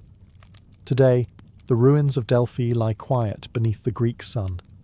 Tourists walk the sacred way where kings once trembled. The temple's stones sleep, the air is still, and Apollo's voice has been silent for centuries. Yet the story of the Pythia endures, not as a relic, but as a testament to the timeless human hunger for guidance, fate, and mystery. Her tripod may be empty, but her power still resonates in every question we ask about the future. For the Illyrians, strength was not a luxury or a hobby. It was the backbone of survival, the language of tribal honor, and the currency of leadership. In a land defined by mountains, dense forests, roaring rivers, and unpredictable weather, A weak body was not just inconvenient, it was dangerous. Every valley, every ridge, every cliff demanded endurance. And so the Illyrians grew into people shaped not by choice, but by necessity. An Illyrian didn't train to look impressive. He trained because the landscape itself demanded obedience. Children weren't eased into athletic life. They were thrown into it. A boy might learn to run on steep hills long before he ever learned to write his own name. A girl could swim across cold mountain rivers before she knew how to weave. Strength was an expectation, endurance, a requirement, resilience, the closest thing Illyria had to religion. They were not sculpted like Greek athletes, proudly posing in marble perfection. The Illyrian ideal was wilder, rougher, built from uneven terrain and constant hardship. Their muscles came from lifting stones while building hill forts, wrestling livestock, carrying heavy gear through dense forests, and running messages between tribes. In Illyria, you didn't hire a trainer. You just lived. Warrior culture ran deep. Every tribe expected its youth to grow into capable defenders of the clan. This wasn't a world of professional armies. It was a world where nearly every man was expected to fight when the horn sounded. Athleticism was therefore inseparable from martial skill. A good runner could outmaneuver an enemy. A strong swimmer could cross rivers during raids. A skilled rider could bring news or death faster than anyone else. The body was a weapon, and training it was a sacred duty, and behind it all was pride. Tribal pride. Competitions weren't polite games. They were tests of strength that could elevate your family's reputation. A single victory in a spear-throwing contest could earn you a place in the stories recited around the fire. Winning a hill race could secure marriage prospects. Wrestling triumphs could turn a young warrior into a local legend before he ever entered his first battle. Physical skill wasn't just admired. It was celebrated, demanded, woven into the fabric of Illyrian identity. To be Illyrian was to endure, to strain, to sweat, to push your limits against the land itself. And in doing so, a young warrior didn't just build strength. He earned his place among his people. If the Greeks ran in stadiums and the Romans raced chariots, the Illyrians raced the earth itself. Hill racing, sprinting up brutal inclines, rocky ridges, and uneven mountain trails, was one of the most important athletic traditions across Illyrian tribes. It wasn't a sport created for entertainment. It was training disguised as glory, a ritual born from the reality that Illyria was a land where every village sat on a hill, and every battle required climbing one. To an outsider, watching an Illyrian hill race looked like witnessing a controlled descent into madness. The runners weren't lightly jogging across smooth terrain. They were charging up slopes that made goats reconsider their life choices. Feet slammed into loose soil, sliding stones scattered beneath them, and the air thinned with altitude. But Illyrians knew how to use the terrain. They used their arms for balance, leaned forward to dig into the incline, and cut sideways along natural ridges to conserve stamina. These races were far more than athletic contests. They were cultural events. Tribes gathered on festival days to celebrate with feasts, songs, and challenges. Young warriors lined up at the starting point, bare-chested or wearing simple tunics, their bodies already marked by years of running these hills. Elders stood nearby, watching with the keen eyes of men who had survived raids, wars, and harsh winters. They weren't merely observing, they were evaluating. A young man who ran well could be trusted to survive ambushes, deliver messages, and outpace enemies. A fast runner wasn't just admired, he was strategically valuable. Women raced too in many tribes, though their competitions were shorter and often tied to rites of passage. A girl who could sprint up a steep incline without stopping was celebrated as someone with a warrior's endurance and a mother's resilience. Two traits Illyrians equally respected. The finish line was rarely a simple, straight path. Runners might have to climb over rocky outcrops, scramble across narrow ledges, or surge up a final impossible slope to reach a cairn or sacred tree. Spectators cheered, shouted insults, or drummed on shields to intensify the competition. The first to touch the marker received not just applause but symbolic rewards: a new spear shaft, a decorated belt, a wreath of mountain herbs, or the honor of leading ritual dances. More importantly, victory earned prestige. Families boasted for years about a champion runner. Warriors with hill racing titles often received better positions in raids and greater respect in councils. In Illyria, the land itself was the opponent, and conquering the land was the first victory of every warrior. If the mountains shaped the Illyrians' legs, the rivers shaped their lungs. Illyria was carved by fast, cold, unpredictable waters, rivers that did not gently flow so much as roar with personality. For the Illyrians, mastering these rivers was essential. Swimming wasn't a leisure activity. It was a survival skill, a strategic advantage, and a cultural badge of honor. Illyrian river training usually began in childhood. There were no instructors, no gentle lessons, no waiting for warmer weather. A father or older brother simply pointed at the river and said something to the effect of, "Go on, swim or sink." The child who made it across earned applause, claps on the back, and a place beside the fire. The one who hesitated would try again tomorrow, because in Illyria you had to learn. Raids, hunting, herding, trading, warfare, so much relied on being able to cross rivers quickly and safely. The rivers themselves were not forgiving. They were ice cold, even in summer. They hid slippery stones, strong currents, and sudden drops. But Illyrian swimmers developed techniques perfectly adapted to them. The mountain stroke involved keeping the body low to the water, fighting the current with short, powerful motions. They learned to dive deep to avoid arrows, or to approach unseen during ambushes. They learned to float silently, using only their legs. They even trained to swim while holding a spear, shield, or pack of supplies on their backs. Competitions naturally arose from this constant contact with water. River games were common during festivals. Who could swim the fastest across a dangerous channel? Who could retrieve a stone from the deepest point? Who could stay underwater the longest? Spectators lined the banks, cheering wildly, shouting predictions, or mocking friends who lost their breath too early. The most dramatic contests involved river crossing races. Warriors lined up at one bank, weapons in hand, and plunged into the current at the signal. The first to climb out the other side, soaked, shivering but triumphant, proved not just athletic skill, but the ability to adapt under pressure. These races resembled military drills more than games. Many Illyrian war tactics relied on sudden river crossings, surprising enemies who assumed the water would slow them down. Even children developed games around water, diving for beads, racing floating branches, or building makeshift rafts to test their balance. By adulthood, an Illyrian could navigate rivers with the same confidence others felt on land. To outsiders, Illyrian swimmers seemed fearless, almost reckless. But to the tribes, river mastery meant freedom. Freedom to move, to fight, to survive. And in Illyria, survival was the greatest athletic achievement of all. If Illyrian legs were forged by hills and their lungs hardened by rivers, their arms were tempered by the relentless practice of throwing.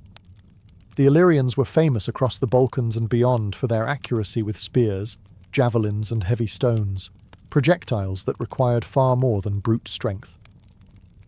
These were weapons of precision, instinct, and a kind of tribal rhythm passed down through generations.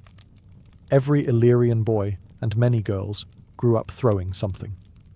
Spears into wooden targets, stones at tree trunks, javelins into straw bundles. Even simple sticks became training tools. To an Illyrian elder, the accuracy of a young warrior's throw revealed more about his future than any omen or priest ever could. A precise arm meant hunting success.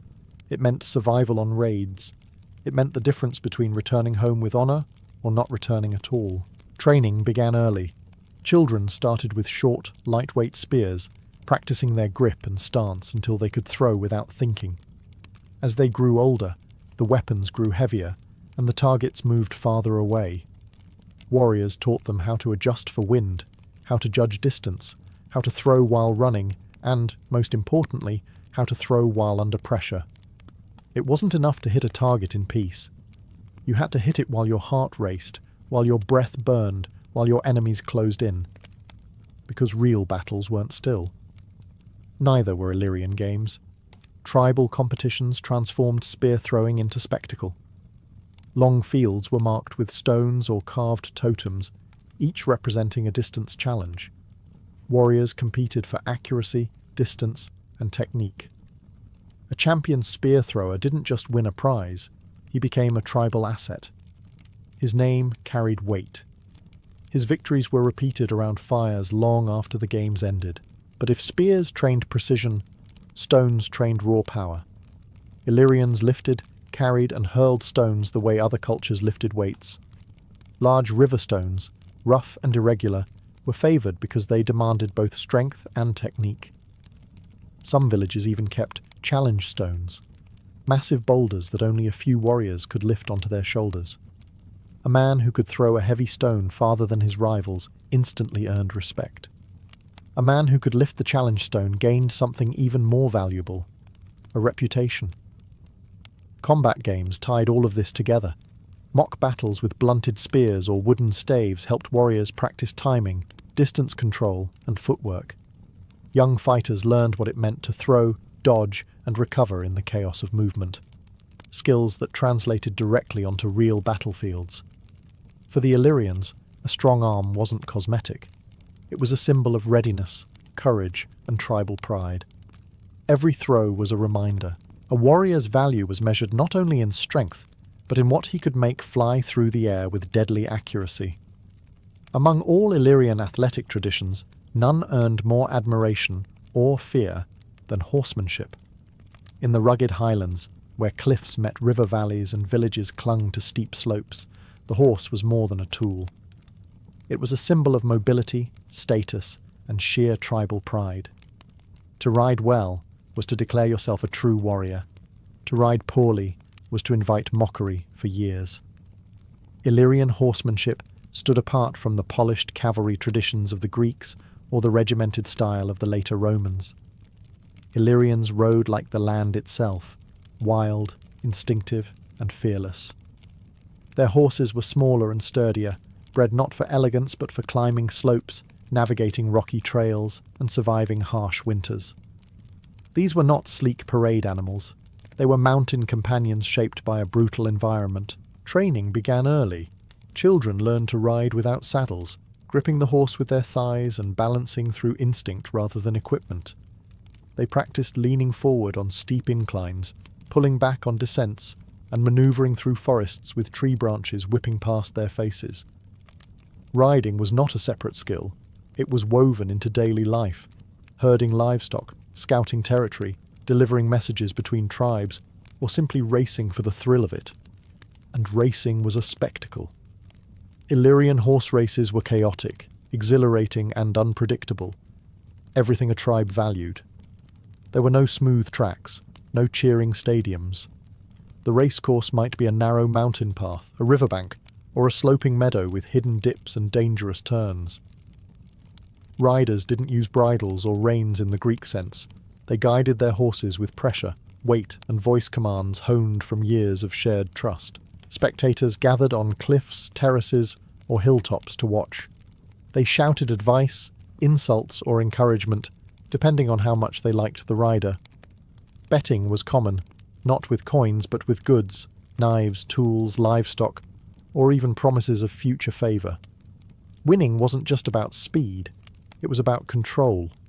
A rider who could manoeuvre tight turns, maintain balance, and recover from missteps earned enormous respect.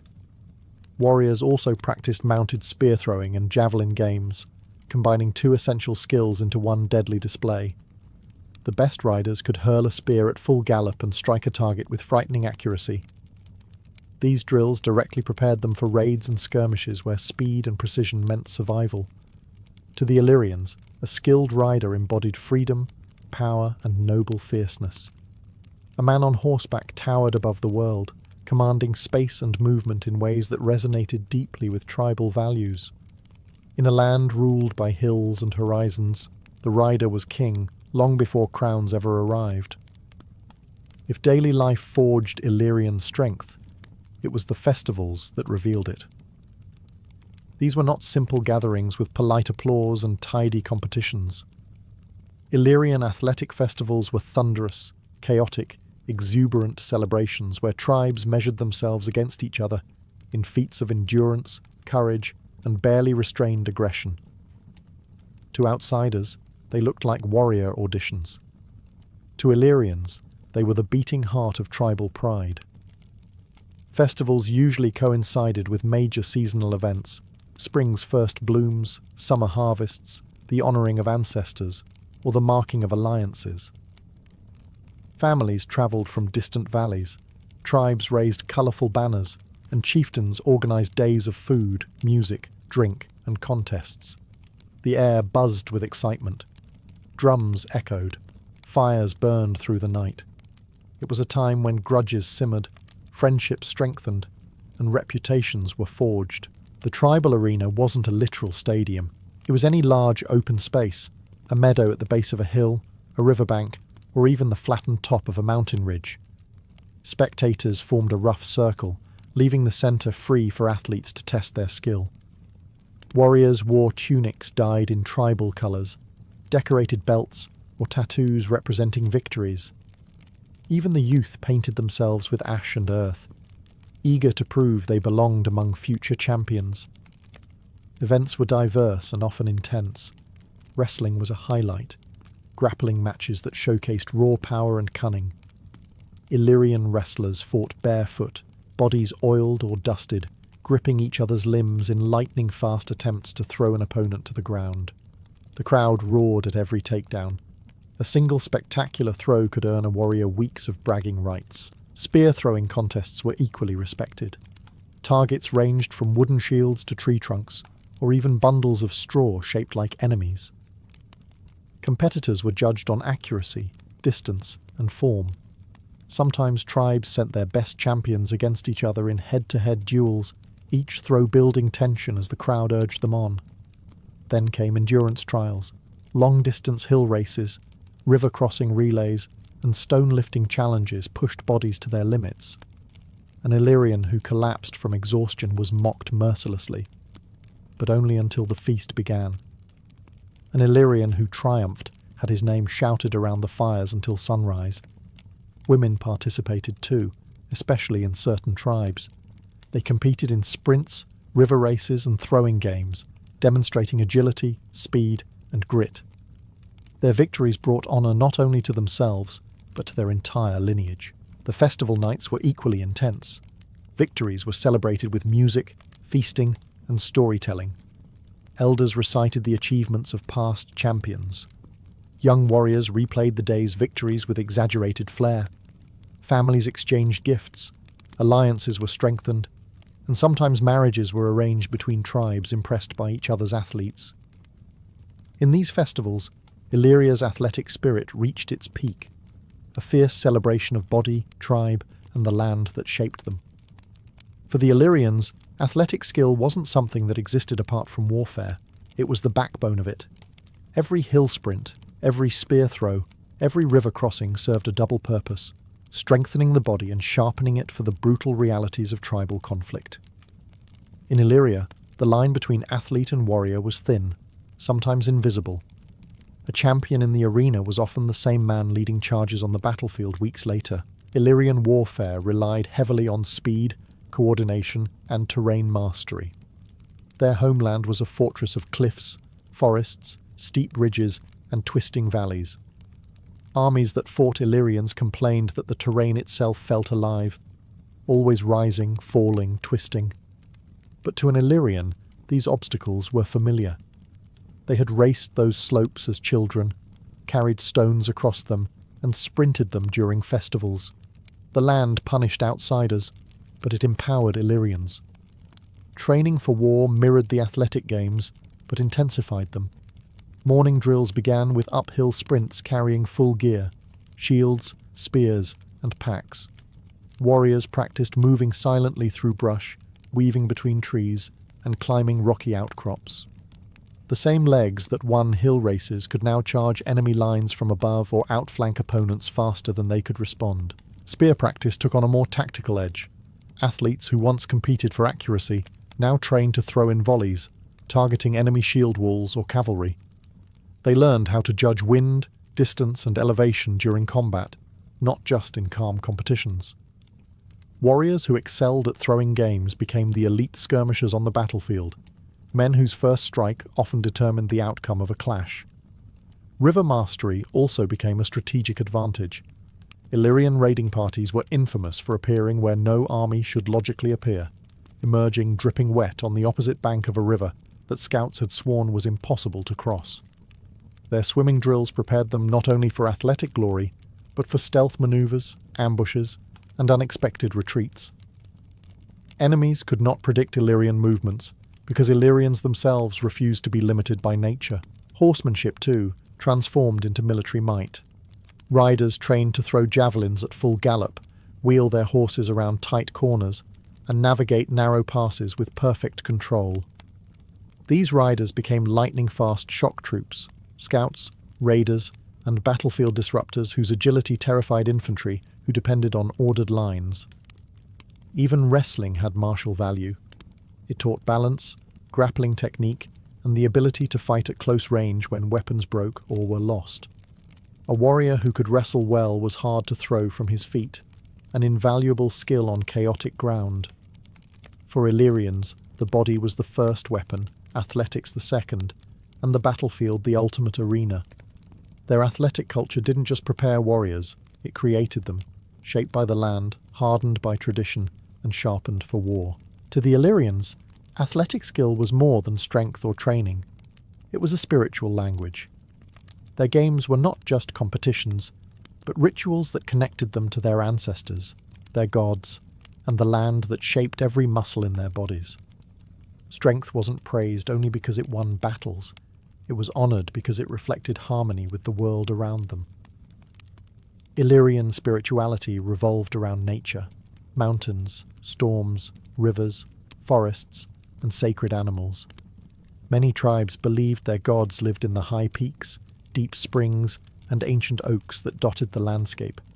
Athletic events, especially those held on mountaintops or riverbanks, were considered offerings to these forces. Running up a hill wasn't just proving endurance, it was symbolically ascending toward the divine. Swimming across a river wasn't simply a test of lungs, it was a ritual reenactment of the soul, crossing into sacred territory. Festivals often began with purification rites. Athletes bathed in cold rivers or springs, washed with mountain herbs, or rubbed ash on their arms and legs. These weren't aesthetic choices, they were meant to cleanse bad luck, fear, or weakness. Before major contests, elders invoked the protection of local deities, pouring water or wine onto stone altars and calling for strength, clarity, and courage to guide the athletes.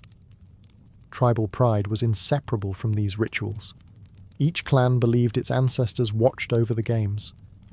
When a young warrior sprinted up a ridge or wrestled an opponent into the dust, he wasn't competing alone. He was proving himself worthy of his lineage. The Illyrians believed the spirits of the brave rewarded the brave. Victories weren't accidents. They were signs of divine favour. Symbols played a central role. Laurel or oak wreaths crowned champions, not for beauty, but for their sacred associations. Painted markings, spirals, zigzags, and geometric patterns often decorated the arms and faces of competitors. These were not decorations, but charms representing protection, agility, or strength. A warrior painted in tribal symbols wasn't merely performing, he was channeling generations of power.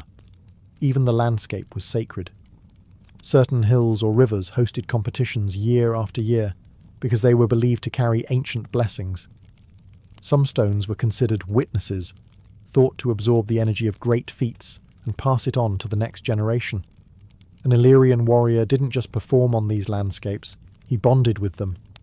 In this way, Illyrian athletics became a fusion of body and spirit.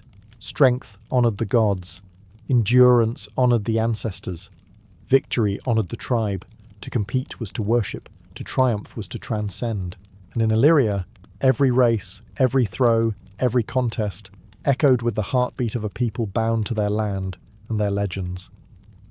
Though the Illyrian tribes eventually fell under Roman conquest and later cultural shifts, their athletic spirit did not disappear. It lingered, woven into the fighting styles of gladiators, preserved in the traditions of Balkan Highlanders, and echoed in the way later cultures viewed strength, endurance, and honour. The Illyrians left no marble stadiums, no Greek-style gymnasia, no temples dedicated to athletic gods, but their legacy lived in bodies, in battlefields, and in the rugged landscapes that shaped European history. When the Romans encountered Illyrian warriors, they immediately noticed something. These were not soldiers shaped by formal barracks training. They were shaped by terrain, hardship, and lifelong physical culture. Roman generals admired Illyrian stamina, often recruiting them into auxiliary units that required toughness: skirmishers, scouts, river fighters, and mountain troops. The Romans even borrowed elements of Illyrian training, recognizing that their ability to run steep terrain, throw accurately, and ride aggressively translated into battlefield superiority. Some Illyrians were thrust into the gladiatorial world. Their natural strength and martial instincts made them formidable fighters in the arena. Many gladiatorial schools incorporated Illyrian-style conditioning, hill running, stone lifting, weapon throwing, because it produced resilient bodies capable of dramatic performances. Even Roman spectators noticed that Illyrian fighters moved differently, wilder, quicker, more unpredictable, trained by nature rather than coaches. Beyond warfare and spectacle, Illyrian athletic traditions influenced the cultural identity of the wider Balkan region. Centuries later, mountain communities in Albania, Montenegro, and Bosnia would preserve echoes of Illyrian endurance culture: foot races on slopes, stone lifting contests at weddings and festivals, and horseback competitions that resembled the ancient Highland races. These traditions survived not because they were nostalgic, but because the land demanded the same skills it demanded 2,000 years earlier. Illyrian athletic values also left a psychological legacy. Strength was tied to honour, endurance to character, and physical prowess to leadership. Centuries after their tribes faded from the political stage, chroniclers still described Illyrians as fierce, tireless, and physically gifted. Even their enemies remembered them that way. Modern archaeology has revealed tools, weapons, and fortresses that illustrate the athletic lives they led. Training grounds beside hill forts, river fords designed for quick crossing, spear-throwing fields, and ceremonial spaces used for tribal festivals. These findings confirm what ancient writers like Strabo and Appian hinted at. The Illyrians lived in constant dialogue with their environment, forging bodies capable of matching its demands. In the end, the true legacy of Illyrian athletic culture isn't just in ruins or records. It's in the idea that strength comes from struggle, endurance from environment, and skill from necessity. A people shaped by mountains, rivers, and hardship left behind a legacy as rugged as their land. One that still echoes in every story told of their fearless, enduring spirit.